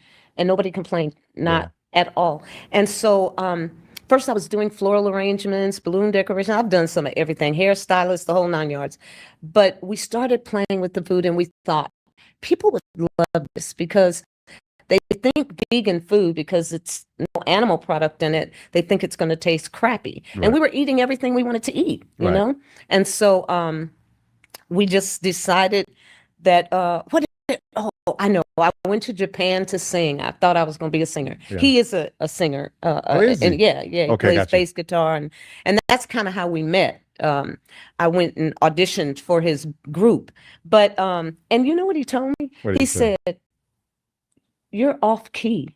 You need to join a choir so you can get your ear." He told me that. Sounds like me. I didn't sing for a whole year after he told me that. He was like, he said, "Sing that." And I was singing that he would play it back. And he goes, "What do you hear?" And I was like, sounds okay to me. And he was like, "You're not on the note.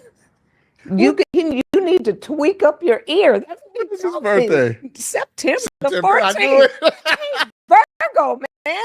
They're crazy. September 7th. They're crazy. They will tell you anything. Virgos, they do not hold back. That little man does not hold back. Nothing. Nothing. Gotcha. Seriously. Yeah, he's still a pain in the butt in that restaurant, too. He come in there and some taste. That is not correct. That's not it. That's not it. But yeah, man. Anyway, yeah. So you guys get together and say, "Hey, get together." Okay, yeah. So we get together, and then I go to Japan because I'm going to do some singing, and then I get over there, and all I'm doing is working out and prepping food. Yeah. And I come back home. I do a lot of meditating. Oh, the whole time I'm there, I'm just meditating my butt off, and I determine that food is it. This is where I'm going to wind up. Nice. And I came back home, started a catering company, called it Stuff I Eat. Yep.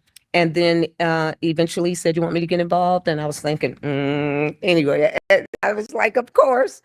And we started serving food over at City of Angels first. Okay. And then we started serving food at Agape Spiritual Center. We were on the parking lot for 6 years. We wound up with block-long lines. Yeah.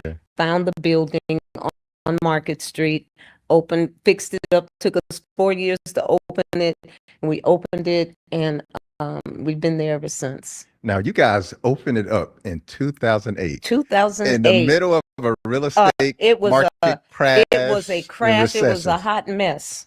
It was and we had people saying, "You are going to open a vegan restaurant in Inglewood, which is predominantly black and brown Yeah. neighborhood." Mhm. And people would walk in and look at the menu and not see chicken and walk out, and I'd run behind them. Get back here. Let me give you a taco. Yeah. We had these wild rice tacos, and they'd eat a taco and they would be like, "This is really good." Yeah. And that's how we started building our clientele. Gotcha. But yeah. That's beautiful because it shows you against all odds, as you've always done in your life, as we heard Yeah. throughout this whole interview.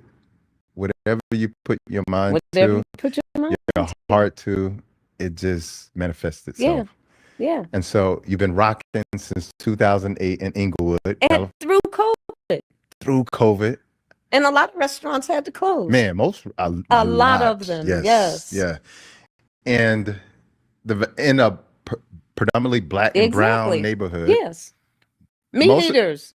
That's what I was about to say. Most people who come in the restaurant and come in there consistently eat meat. Yeah. And so talk a little bit about how critical was it to help people with your menu you're creating these menus and type of meals that are transitional, because it's like when they hear what it is, they're like, "Oh, that's something my mom used to cook." I love that you brought that up, because that's exactly the type of menu it is. It's transitional. Yeah. So we've got soul food platters. Yeah. I find that the soul food platter is just a hair gluttonous. Ron and I don't eat like that now. Yeah. For me, I'm doing more fruitarian vibe right now. You too? Yes. I'm really loving it. on a fruit farm. Okay, there you go. Yeah. So I'm all on the fruitarian thing, but we'll make a handful of nuts, some meal seeds. So gluttonous to me, we have a soul food platter. Okay, now this is gluttonous. Okay. As a black man, you do not need coleslaw and potato salad. Right. You don't need them both, but we put both on the plate. I don't know what we were thinking. Right. Because that's what we have at Thanksgiving. There you go. Yep. We have black-eyed peas, kale greens, yams, mac and cheese, and cornbread. Gotcha. And jerk tofu. No, barbecue tofu or barbecue jackfruit now. Okay. So we will put seven of those items on your plate. One plate. That is gluttonous. I don't even eat like that Right. now. I can't eat that much food. Yeah. Not like that. Yeah. I juice more, and I just do different stuff now. Right. But we would put a salad on every plate, and of course, people don't like to eat their live food. And do you know, my husband and I would go through and be like, "Why are you not eating that salad?" Everything eaten except the That salad. is the only life on your plate is the salad. That's Right. why we put it there. Right. And so now we ask them instead, because they throw them away, we ask them, do you want the salad? Yeah. Rather than just giving. We were so determined to get people healthy, Right. get them knowledgeable. Right. You know what I'm saying? Because we don't eat enough life. Yeah. Most of the food we eat is dead. Yep. I mean, when you cook everything to temperatures over 115 degrees Fahrenheit, you're killing the life in the food. It's done. It's done. That's so why they say if it's all done. you eat is death, where do you get your nutrients? Right. So, like I was telling you earlier, I'm on a tropical fruit farm. And That's exciting. Yeah, man, it's really exciting because, again, it's just like with you. It started from my love of fruit. I traveled the world for about 4 to 6 years, and I got to experience all of these tropical fruit.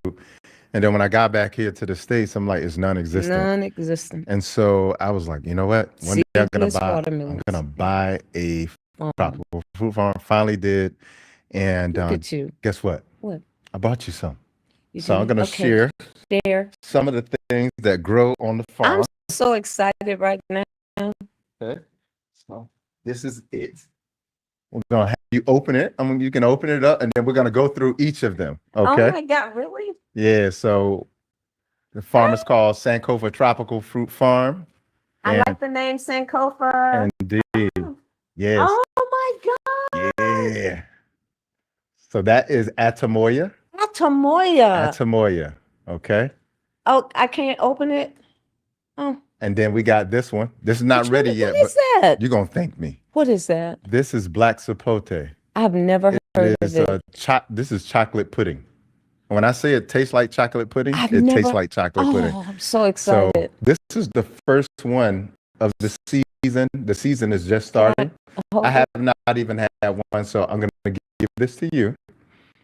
All right. On our farm, we also have soursop. Now, I hear soursop will cure cancer. Soursop is the medicine. That's It is my I was favorite. looking for it this morning when I went to the store. I did not find any soursop. I had no idea you were about to share with me. Yeah, so this is my favorite fruit. We have about 25 of these trees on the farm. Yeah, and then this is mangosteen. Have you had this before? No. Okay, I'm gonna crack one open for you so you can have it. Mangosteen. Yeah, this is delicious. So I found out about this one when I was in Bali. I was at a Is it tart? It is. No, it's not tart. It's really sweet actually. Really? Yeah, so that's what it looks like. What, I'm eating that white? Yeah, it has a small seed on the inside, so just be wary of that. Oh my God. Right? Why don't you bring me a bag of these? I know, right? This is egg fruit. Have you ever had egg fruit? No. Okay, egg fruit. When you crack this open, you got to let this get soft first. When you crack it open. You got some more of these? You're going to get that I don't care. You going to give me 3 of them as good as they are. I'm going to hook you up. You sure? I'm going to hook you up. This one looks like egg yolk. Does it? Yeah, but it don't taste nothing like that, No, right? it tastes nothing like egg yolk, but that's why they call it egg fruit. Right? Okay. And Have I then, been making a fool of myself on camera doing this? you enjoy yourself. This That. is, have you had long game? What did you think about the mango seed? Well, how you think I thought? What you think I thought about it? This is long game. Can I get in this? Yeah. Oh shit! It's juicy. It looks like an eye. It does. Stop. These are the things. So these It's like a bird eye. You know, I gave these out during Halloween when the kids came to the door and they was like, "It looks like an eyeball." It's good though. Indeed, it is. Indeed, it is. And then Where's the farm? in south of Miami, in Homestead. And then this is cactus pear. Have you had this?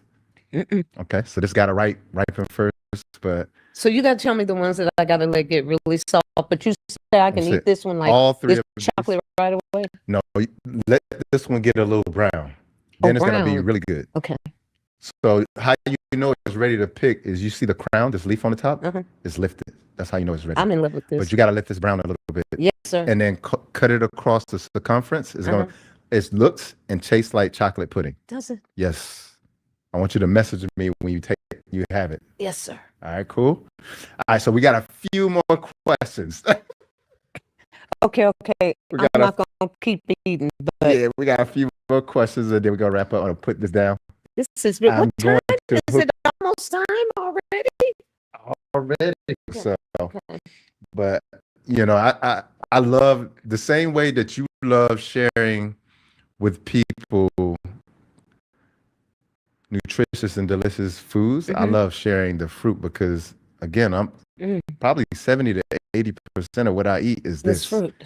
And I get to go out in the morning and pick it. So I'm gonna send you a iHeart fruit And box. so this is in season. This is about to be in season fruit. This is just Yeah. coming in season, Yeah. the chocolate pudding fruit. Okay. Yeah. Wow. Yeah, black sapote. So Wow.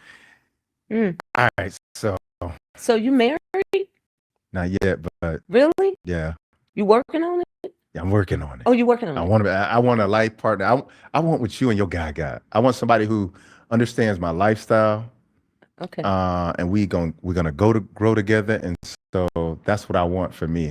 Because ultimately, I'm leaving all this. I'm going to a farm, Yeah. and I'm just gonna live my life on my farm. Yeah, that's why I think we're moving to well, I'm contemplating moving to Columbus, Ohio. Gotcha. Because I just want Slower I want life. slower life. I want land. I Yeah. want to grow my own food. Gotcha. And since I'm 73, it's like I could ride it out in a place like that. Absolutely. You know, Absolutely. chill it out. Yeah. Yeah. All right, we're gonna talk. All right. All right, so I can't let you get out of here without asking. So most people in their 40s, let alone their 50s, stop exercising because they feel like they lack energy. Mm-hmm. They are fearful of injuring themselves. Their bodies are inflamed, or they just don't believe it's something that somebody their age should be doing. Hmm. What advice do you have for them? You better get up. Get up. Get up. No, serious. Yeah. Because we sit all day at work, we sit all day, sit driving home, we get home, we eat the wrong food, then we sit down in front of the stupid box and watch that for the rest of the night. We don't Right. do anything else. And it is really, really, really, you're on your way to being, having a horrible, horrible quality of life. Yeah. You have to move. This human body It's amazing. was created to move. Gotcha. And how often do you move or exercise? I work out 5 days a week, 2 hours a day. I get to the gym when it opens at 5. I get on a bike and I do that spin for about an hour. Okay. And I choose to work out with a trainer because I'll go harder with a trainer than I will push myself. Yeah. So I pay whatever it costs. And you know, they're like, well, you're 73, you should be getting all this stuff for free. Anyway, I just know I need somebody to help me, and they inspire me. And I take it as far as I can take it. I love it. I absolutely love I can tell too. I do. I really do. I'm so appreciative that I met Ron, number one, because he take you on a date and take you up to Griffith Park and make you run a hill. Shout out to Who Ron. does that, right? But man, what if I had not? Yeah. You know, I'm just so grateful. Yeah. Gotcha. It's worked out. Other thing is, how important is shifting to a healing mindset? Because it seems like that's what triggered you. It was like Yeah. a moment where you said you had a higher self talking to you, you had a lower self saying, man, I got this check. I can go do whatever I want with it. And then the higher self clocked in was like, and then Mess what? it all up. How important is Just it that having is- that healing mindset? Man, you just really have to listen sometimes. Yeah. You just really have to listen. Life experiences are so wonderful. That's why the journey, no matter what you've been through in the past, it's so wonderful to have been able to have the opportunity to come to this planet as a human in you know, in this form, Yeah. and to be able to learn all of what you're able to learn and grasp while you're going through this thing called life. Yeah. I love, my life is really, really, really great now. And that's not to say that I don't shed a tear or that I sometimes don't, somebody says something about me and I get defensive. That's when I reel it in. I know now how to reel it in and say, was that person really talking about you? Not really, but then why are you bothered by that? Yeah. I can bring it back myself. And I so appreciate each and every second of my journey. Yeah. And I just try really hard to stay current, not live back there or try to go too far up there, because none of that is real. Yeah. Only now. And that's where I stay. Yeah. Yeah. Yeah.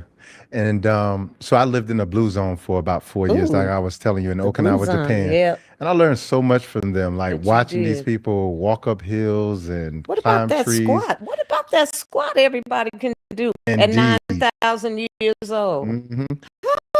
And I see that you're defying the whole age Oh, process. I totally am. No differently, but even better, because you're fit. I don't Like even, I've seen you do battle ropes. I've seen you do boxing, all that.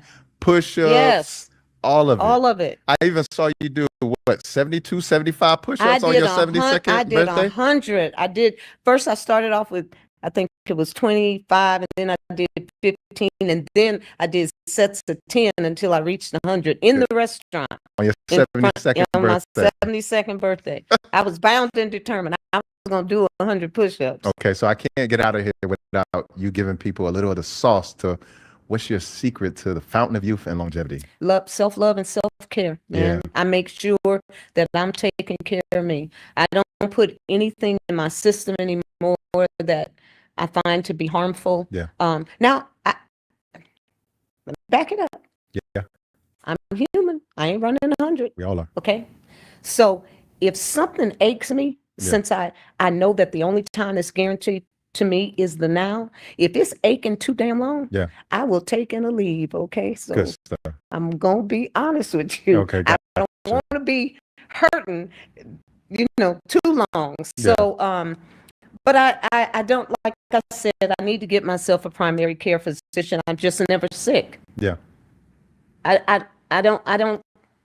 It's like hiring a painter. You don't need nothing painted. And never needed painted. I'm so blessed right now. I really am. I'm very, very blessed. I have no illnesses, nothing going on. Yeah. Nothing.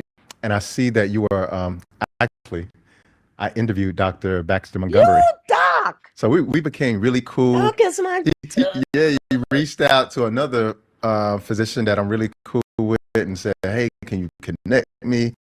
Ever since then, we've been. Doc is sharp. Yes, super sharp. He's sharp. Yeah, and I see he's healing people. And I see you are part of that Heart of a Champion docuseries. Yep. Tell us a little bit about that before we get out of here. That was so incredible because here he had these athletes that were once at the top of their games. Yep. And because of diet primarily. Yeah. Yep. They were losing it. Yep. And he brought them in, hooked them up to raw food diet. Yep. Almost took them back to where they were before they stopped playing. And these are older guys now. Yep. Again, it's never too late. Never too late. You are like the embodiment of too late. It's never too late to be great. There you go. I like that. I think I'm going to steal it from you. You can have it. I can have it. Yes. Along with that fruit. Yeah, along with the fruit. And before we get out of here, tell the people, how they can stay connected with you, what new projects you got coming up, that sort of stuff. Oh, wow. You just have so much going on. Come on. Look, and I have a manager because the one thing I will admit to, half the time when people want me, like, I didn't know who you were. It's like he has a podcast. I'm sending you, look at his stuff. And I'm like, but so I'm just really you'll explain to me what you want to do. I got so many projects. You have to call my manager, Chris, and he can tell you about all of my projects. Right. It's a lot going on. But the main thing that is extremely important is that I have an opportunity now to speak more. Gotcha. And I'm really, really loving that because I don't come to people as Miss Perfection. Yeah. I come to you as you. Yeah. And I just share a bit of the journey because I feel so good. I want everybody to feel as good as I feel. Gotcha. I mean, come on. 73, boom. Boom, boom. Better know it. Last question of the day. If you rule the world, how would you heal our people? Man, if I ruled the world, I would heal our people with love. Yeah. It is just totally impossible for you not to love you. If you don't love you, you'll never love out there. Right. So you start with self-love and self-care, and that's how we can start taking care of the animals, the planet, all of that. Gotcha. It starts with love. If we don't have that, we're a hot mess. Love is my religion. It has to be. I want to thank you so much. No, thank you. No, I'm honored. I'm truly honored for you taking the time to have this conversation with me. This was fun. To share with the world. I'm sure that some people are going to be enlightened by this. Good. Inspired, motivated. Good. And so I just want to give you your flowers and say thank you. Yeah, can I have, where's my flowers? Your flowers. They're so beautiful because they match. How did you know I was wearing this? Man, let me tell you something. You meditate. How did you know? I say none of me and all of you. How could you buy me flowers that look exactly like my outfit? Was it you? Know, right? Did you do it? It wasn't you? Look. Look. I got these. Look, y'all. Maybe I'll divorce Rondo. And you can have a wife, a new wife. You're not going to have Ron kill me. These are so, but look at, let me just, Thank you. am I holding them right? Do I hold them like a baby? How do I do this? You hold them any way you want. Anyway, right. Thank you. All right. Thank you so much for tuning into this episode. Until the next time, peace and blessings and Godspeed.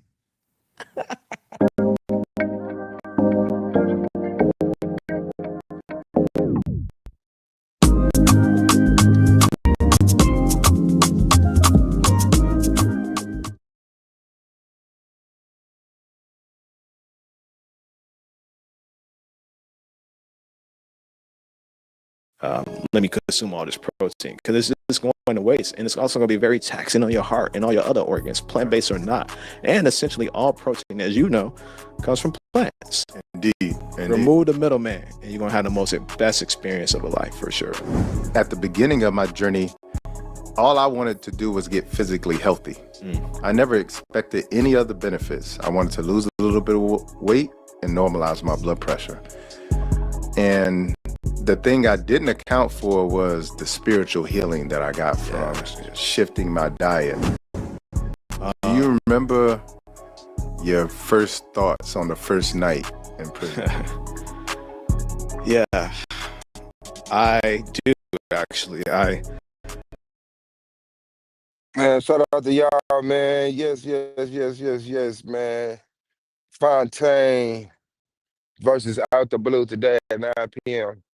Eastern Standard Time on Debate League. D.A.B.A.T.E League. Shout out to Psychopathia. Shout out to Andrew. Shout out to CSB. Shout out to Dr. Mo. Shout out to all the debaters, man. Yes. If y'all didn't see that Taz versus A9, make sure y'all go back and check that out. Tonight we got Fontaine versus Blue. Does religion impede on Black progress?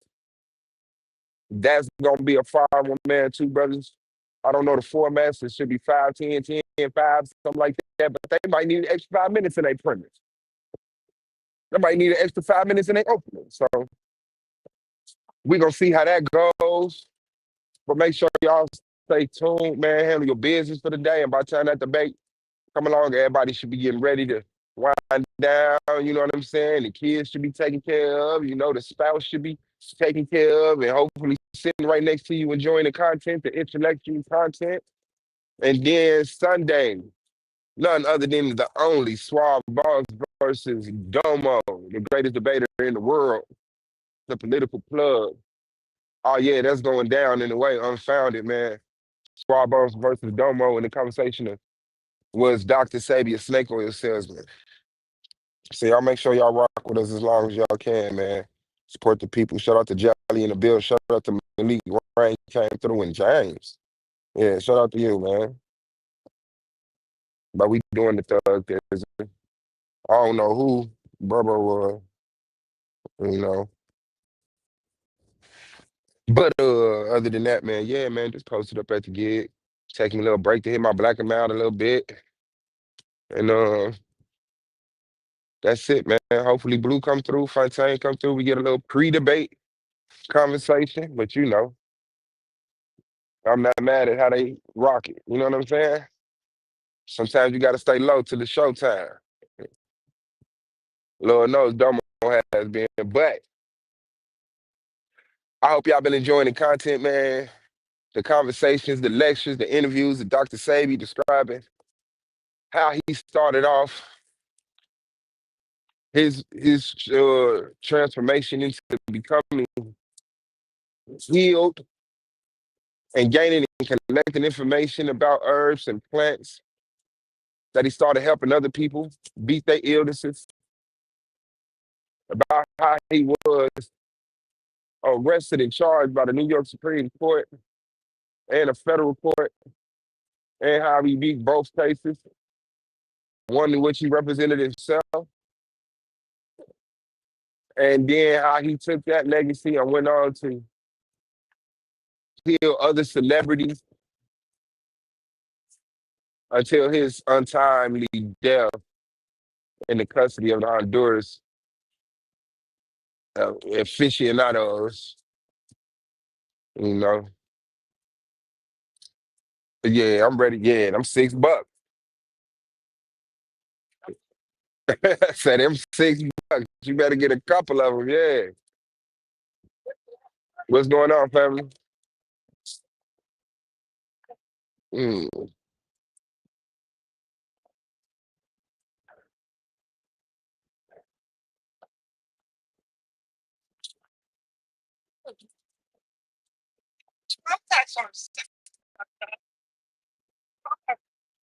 Yeah, trying to get them up out of there. Yeah, man, that's the conversation we having, man, with Dr. Sabi Snake, or his salesman, man. And yeah, man. Shout out to Domo, man. He put his foot in his mouth. I'm sure he's gonna bring a hell of an argument, but it's gonna be a weak hell of an argument because you can't just come right up the middle, you know. You gotta set up some straw man and then attack it and hope that you convince the judges that your premise is founded, but it's not. Snake oil salesman is somebody who knowingly sells products that they know don't work simply for the cause of money. And then once being confronted, runs off like a coward, hides and change their names and their brands. And Dr. Sebi did none of that, man. So how you gonna pay somebody with this much integrity as a snake oil salesman? I do not know.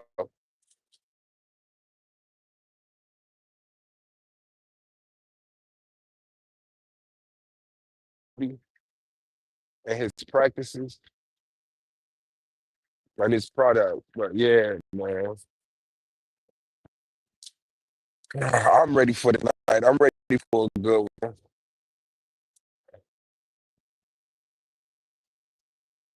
I'm ready for a great one tonight, man. Out the blue and Fontaine, man. This is Fontaine's first debate. As far as I know, this is Blue's first debate in a while coming back. So, man, I hope y'all come and support the brothers, man. You know, line them up, hit their cash app, you know, or hit Psychopathia cash app. But definitely hit that like button. And if you got a channel, share it so that we can grow the audience and people can get over here where they need to be to get the information that they need. Y'all take care, please. All right. Use that.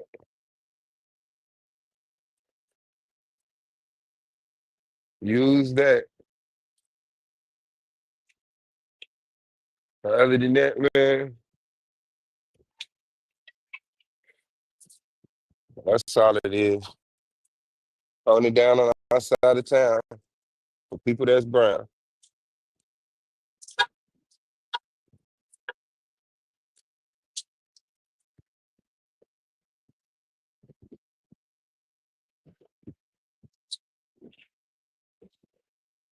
I really hope y'all get it, man. Thank y'all for coming through. Being about what I need y'all to be about.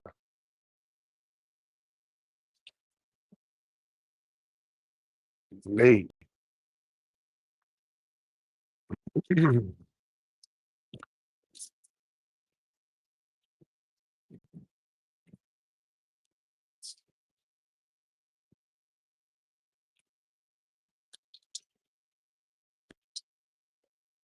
Yep, yep, yep.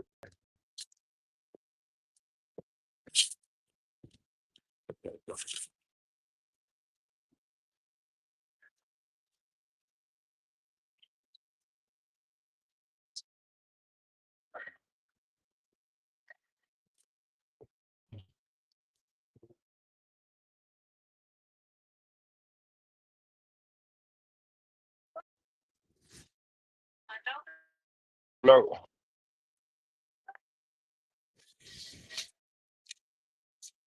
29 through the first, 1 through the Sunday. Tone and what? What you bring on the mercy? You got to be at work. Man, they do court in the Zoom meetings now.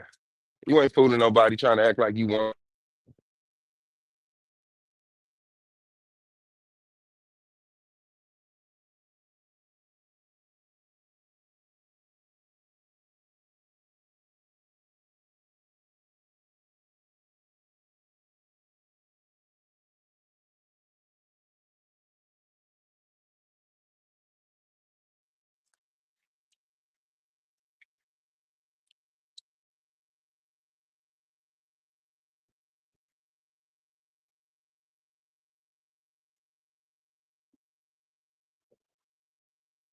Yes, yes, yes.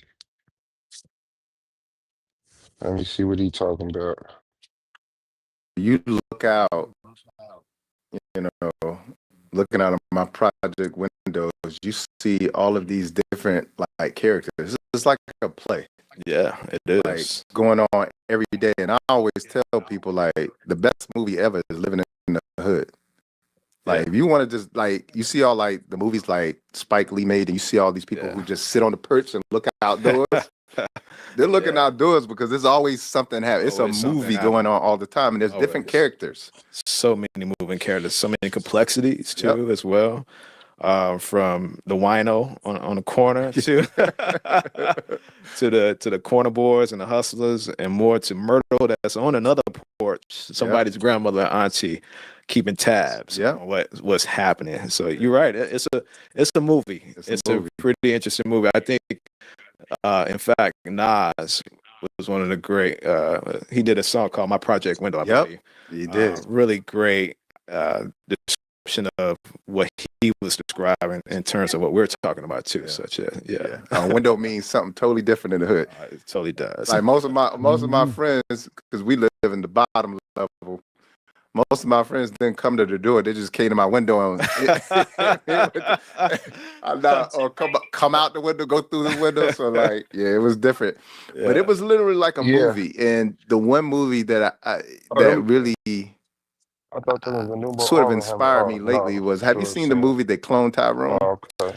I seen half of it. Okay. I didn't get all the way to the back of it because I did, full transparency, watch it very, very late at night. Gotcha. And fell asleep, but it was good. Yeah. It looked good, and I had to still finish it up. Yeah, So you got to that's- finish it for it to mean anything. But in the movie, they're projecting these stereotypical archetypes of the black female and the black male in the movie. And if you've seen it or you haven't seen it already, Am I back for a second? I'm gonna bust it all up for you. Sure. But you got Fontaine, the drug dealer. Yep. You got Slick, the pimp.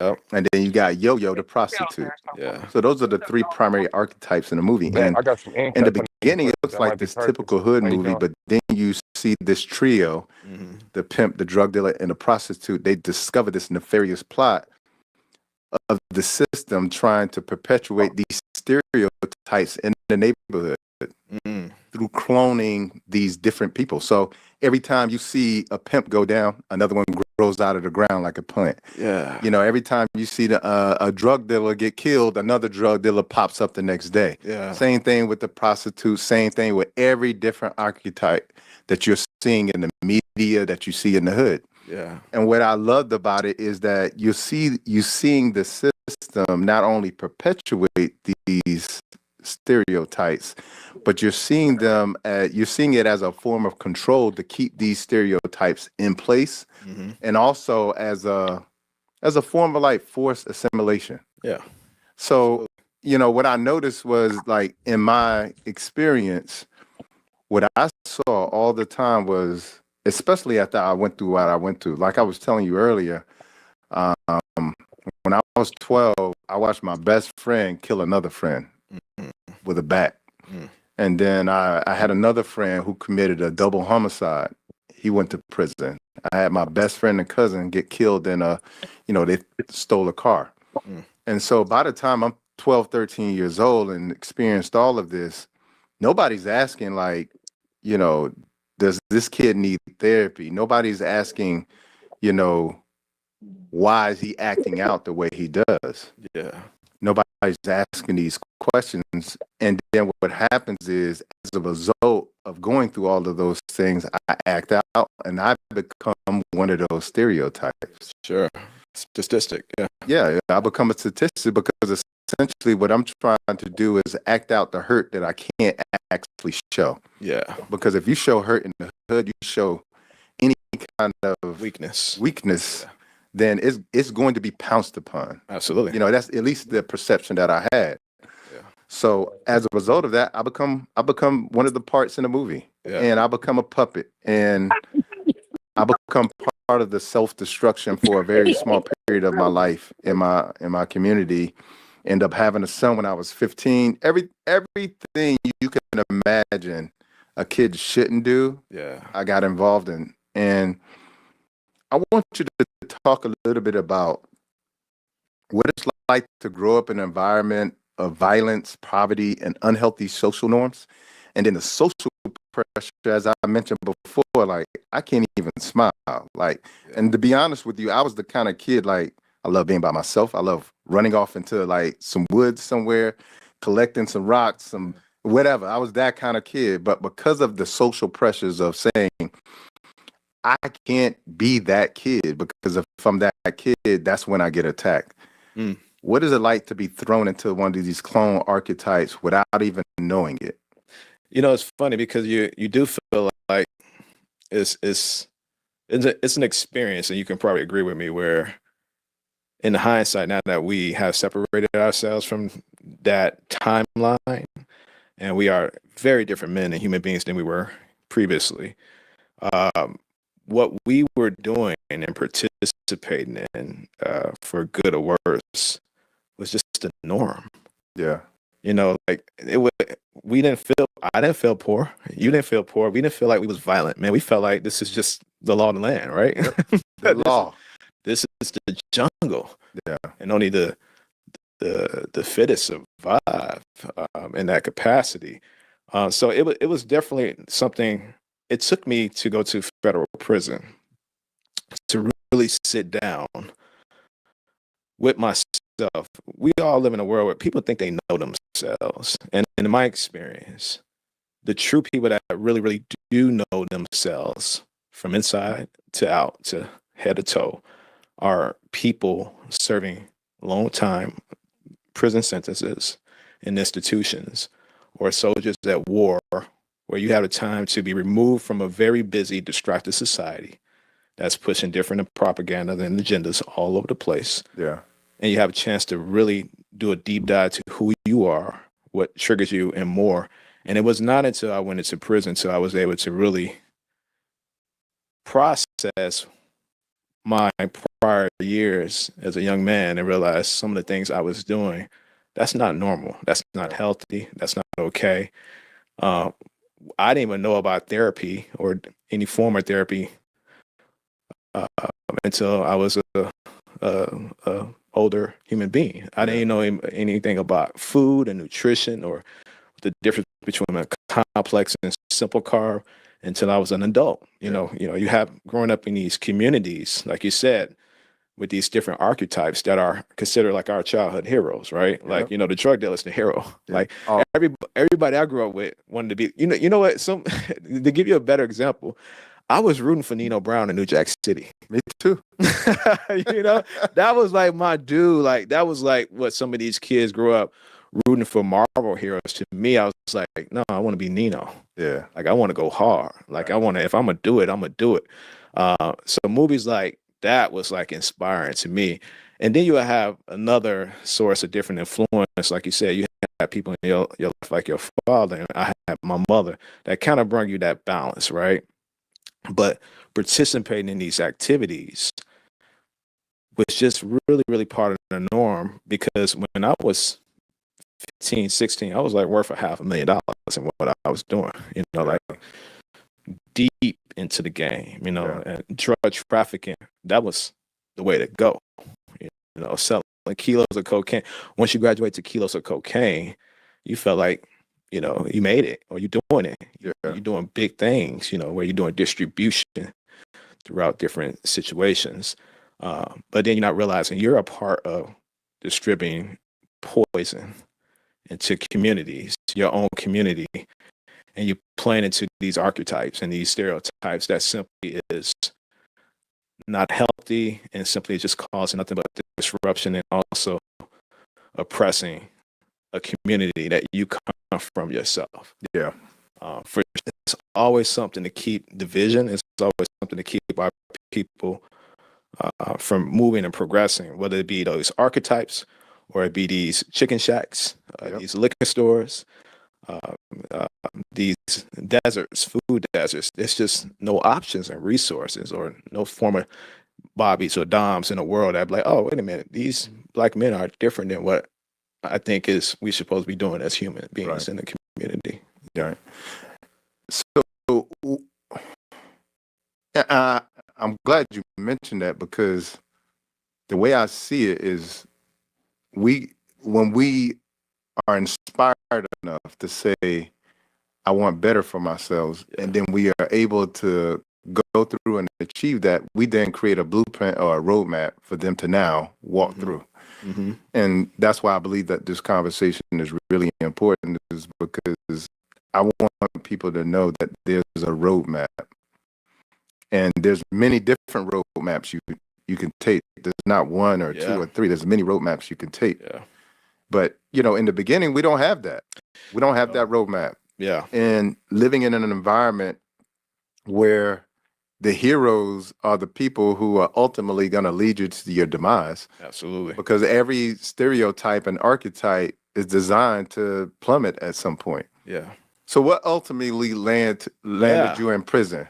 So I went to federal prison for with possession to distribute cocaine. Specifically because of my former life dealing drugs.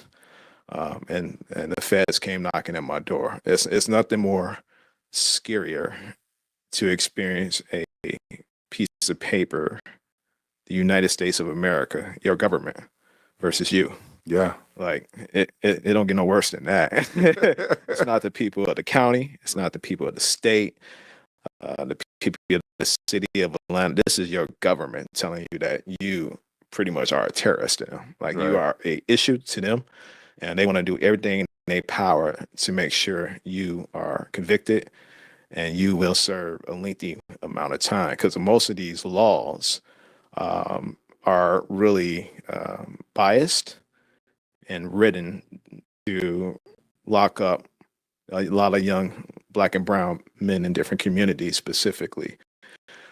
We talk about the Rockefeller laws, the mandatory sentencing guidelines, and all of that stuff that are really designed and rooted in white supremacy to really lock up and take away the providers and the leaders in these different communities, whether they are actively doing things that are bad for the community or whether they're doing actively good things to help inspire and empower their communities. Because people also don't talk about some of the, and I'm not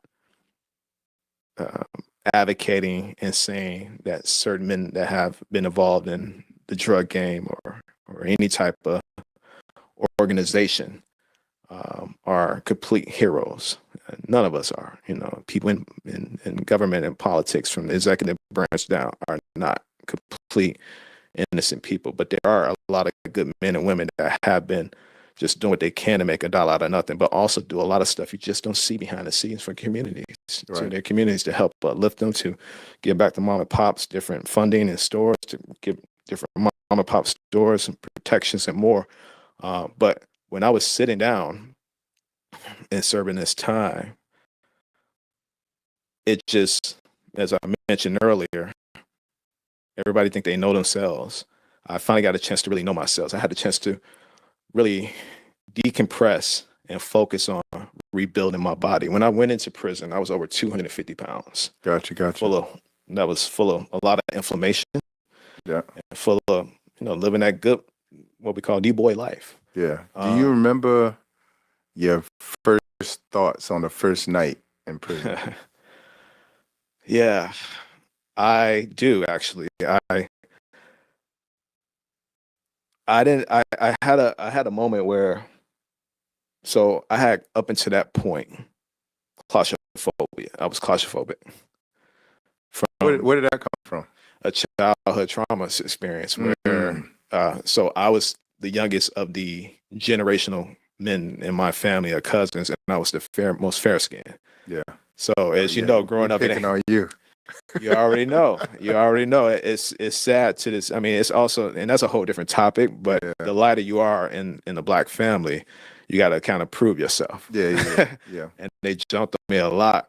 But I don't know if we can cuss on this situation. Do whatever you need to do. I whooped a lot of ass. Had to really show my older cousins that ain't nothing sweet. Just because my skin fair don't mean that you can't take away from what's behind this interior in terms of this passion and who Black as hell on the inside. Yeah. More than that, the true warrior on the inside, and we have the same bloodline. We just got different skins, and I had to show them a lot. Yeah. But because of that, since I was a problem, and it was hard for them to manage me one-on-one, you know, even though they was older, and I was the smallest, they gang up on me as initiation to put me in a locker. Yeah. And shut the locker, and we went to this went swimming for the summer at this specific park district, and they locked the locker. And here I am, a 5-year-old Dominic, 6-year-old Dominic, screaming at the top of my lungs. When they walked away, no one could hear me. No one else was in the locker room. Yeah. I couldn't move, and I'm just drilling the locker with all my might, screaming and kicking. Because I was panicking, and my knuckles just opened up blood, and not to 30 minutes later, the lifeguard got some pliers and cut it open, and I collapsed right then and there.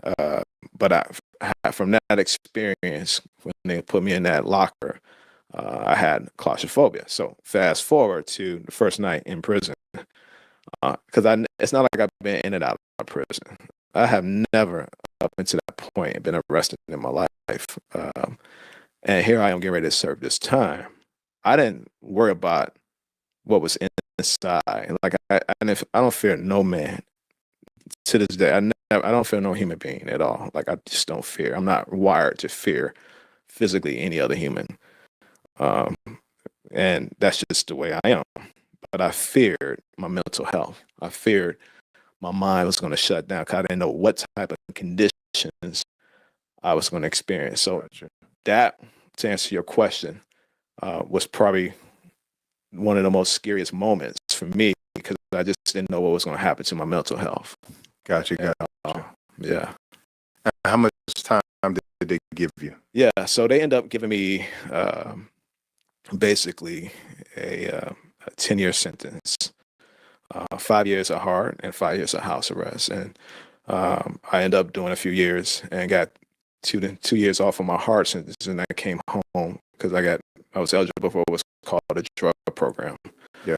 And then I came home and served another 2 years on house arrest, and then got the rest of that reduced from 3 years because I became paid all the restitution and was done with the feds after that. So I spent all my 20s dealing with the judicial system. Gotcha. And getting back up on my feet. Yeah. Gotcha. So when in the midst of this, do you sort of make the decision, I'm going to change my diet, go away from meat products, that sort of thing? It was in prison. And I remember like it was yesterday. I was, again, going back to your question about the fear. I had a moment in my cell, and I got on my knees. And I'm spiritual, I'm not religious, but I got on my knees in a prayer position to speak to the Most High and to ask for strength and guidance and I'm getting ready to face. I had no idea if I had to face some upcoming fights, because in certain prisons and certain communities, it could be considered gladiator school by gang affiliation or not. Good thing is feds is usually be more chill, but still you have your moments. Yeah. But it was then that I had this moment when I was praying that first week where this childhood memory I was just trying to find the reason why I'm there, right? I was just trying to search for answers. Yeah. And everything, pointed to this childhood memory from this prayer. I was receiving messaging from praying to when I was 8 years old. My mother, she could only afford at that time to feed us things like pork chops and chicken wings. And I was always a picky eater. And because when, like most children, when you see flesh attached to the anatomy of the bone structure, you kind of like question it.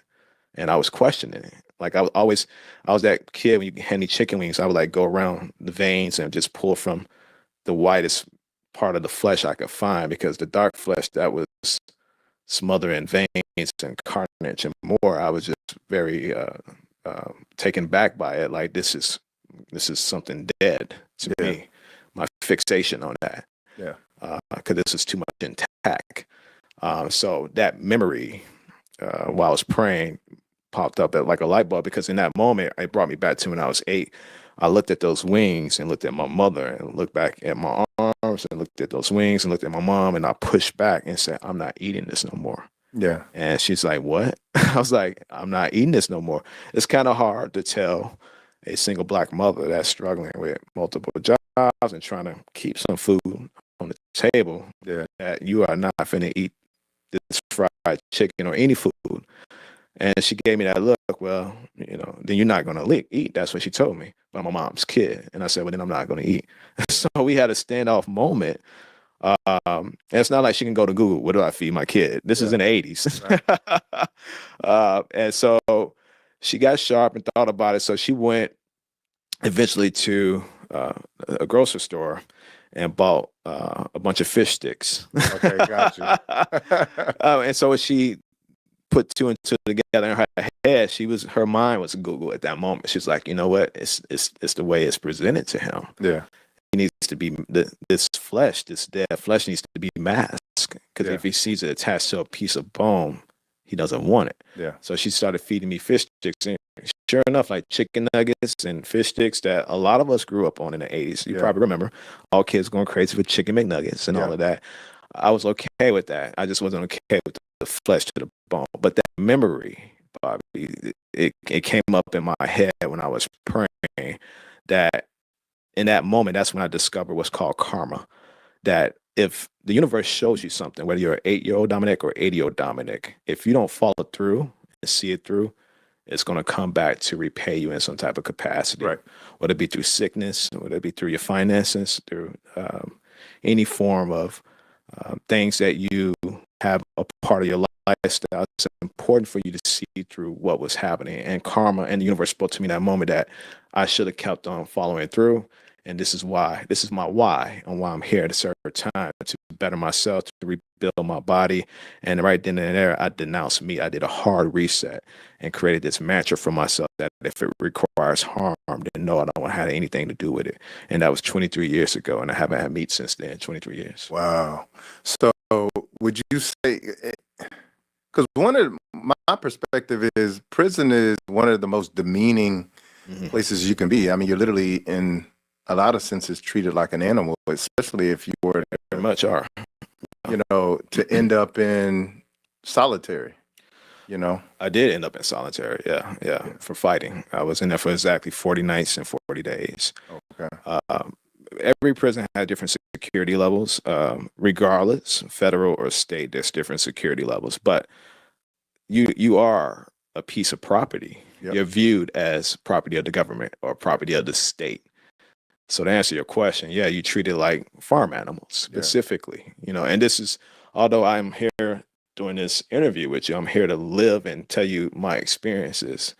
The difference between me and the farm animals, out of those over 50 billion animals being destroyed every single year, they're not here to live and thrive. They're destroyed. Yeah. So I was able to go past that system because I wasn't slaughtered like they are. Yeah. Specifically. So there's definitely some close experiences in relations to it. They obviously get treated much more worse, but I can tell you a lot of prisons and inmates do get treated inhumanely in a lot of different prison systems, for sure. Right. And so I'm thinking like, you're in prison, in a cell.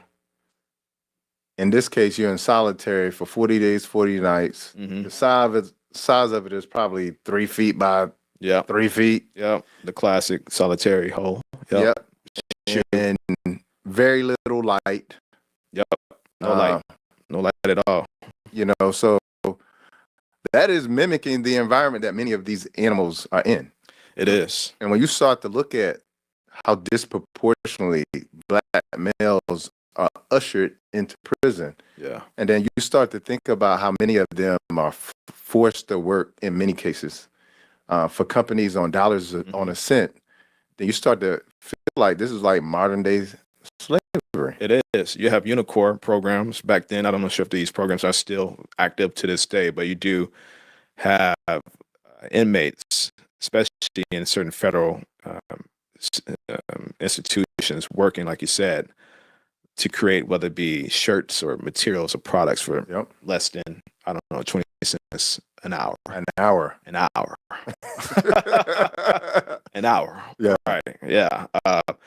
And most of those inmates that apply for those jobs, that's because they're not getting any commissary money or any help or support from family and community where they come from. Yeah. Some of your most biggest community guys that was active either in the drug game or might have been in the wrong place at the wrong time, and they're part of this big 30-man conspiracy. And there's probably the little soldier on the organization table. But people forget it. It's out of sight, out of mind. Yep. And so they're relying on this, $10 check just to be able to create stamps or to get some additional noodles. It's definitely feels a lot like, it's not feel like, it is. It's modern day slavery. Yeah. And the most frustrating part about that is the fact that this is 2023, right? We're in the 20th century. Now more than ever, and with the beautiful technology, there's pros and cons to social media, but social media have done a lot to connect people, and we can use this as a megaphone. And you have big, influential Black and brown people with these platforms that either went through that experience and they're silent about it, or have someone that's a loved one, a family member, and they're still silent about it, or even had formerly our president, that was the first Black president, have a chance to really show people and really do something about this. Right. And nothing has been done about this at all. And that's the most frustrating part, because we have the resources, we have the people, we have the community, and we have the intellect to really bring home and really dismantle these prison systems rooted in white supremacy and also built on the foundation of capitalism. Yep. And so would you say, because when you look on your platform, you have a love and a compassion for animals.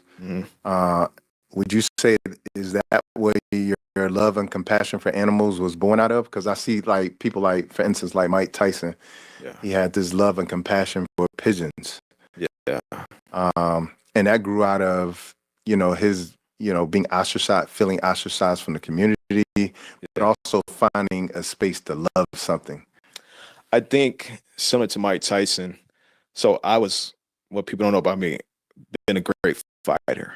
I was a great street fighter because I had to fend for myself, because people thought every light-skinned individual, specifically young light-skinned men, were weak. Or pretty boys.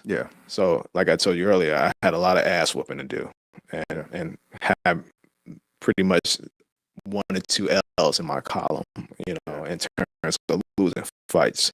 With that being said, even though I had to prove myself, I always been a husky-sized dude, like a big dude. And in my experience, for me specifically, I have always wanted to defend the most vulnerable of people or animals. Whether we talking that kid that was being bullied by that big dude, I would defend them. Whether we talking dog fights happening in the hood, I see 2 vulnerable animals, they want to fight each other, but they are forced to fight each other, I would step in the middle of a dog fight, a little 8-year-old Dominic or a young guy, and step in and breaking that up. So I'm wired to want to step in when I see any form of oppression happening, specifically to protect. Because even though I was selling dope, I wasn't a violent drug dealer. I had to do what I had to do, to survive. But I still was a guy that shifted the ideology when it came to the crews I was a part of, when it came to the different people I was responsible for in a lot of different ways. Don't get me wrong, nothing was sweet. But I move very rational and very logical. So my love to protect the most vulnerable has always been there specifically. And I feel like the same thing with Mike Tyson. Even though he was an isolated introvert in many capacity and had a lot of traumas, the man just had a natural strength about him, and he knew, you just kind of have it about you, similar to me, where he knew he needs to protect the most weak versus fight and protect the most strong. And I felt that way. So with that being said, you know, at the time that you denounce all animal-based products, yeah, and decide, hey, if it's gonna cause harm, I'm cool on it. Yeah. Did you have the verbiage to say I'm going vegan at that time? No, not at all. We didn't have the incredible resources that we have today. Yeah.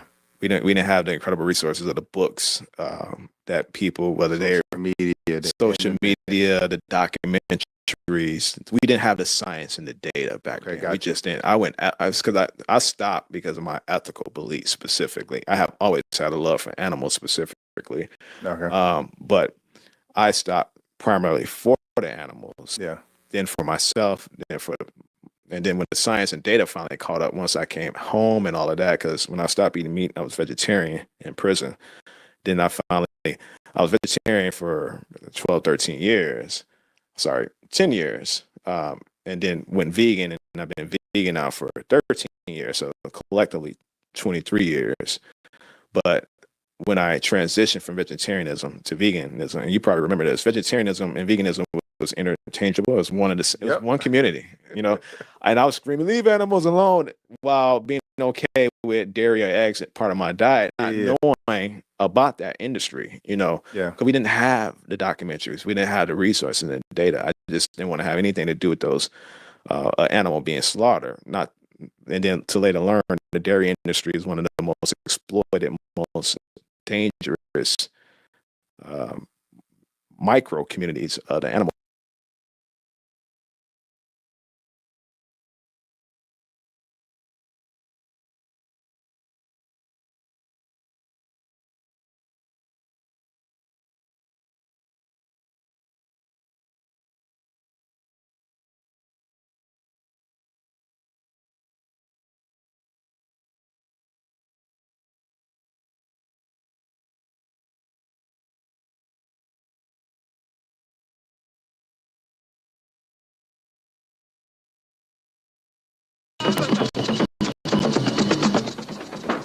Hello, welcome to our program on the African connection to health and nutrition.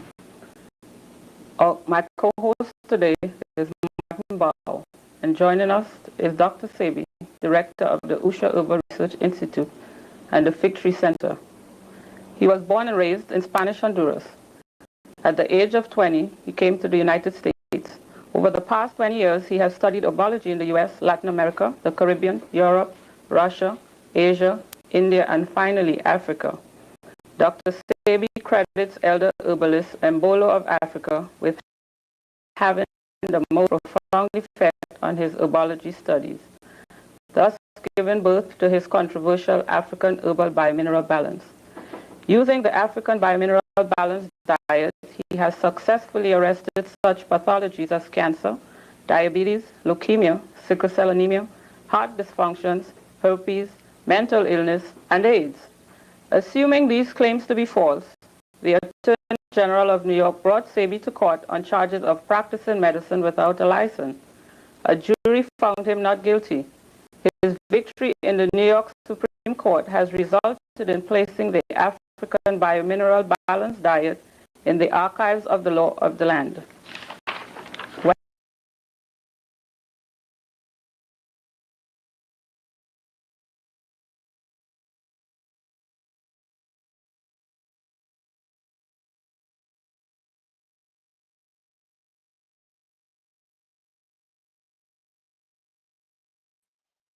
Mic check, mic check. Yeah, man. Give me a minute. I'm gonna restart the stream and we can watch this video right here, man. It's your boy Swar Boss. See y'all in a minute.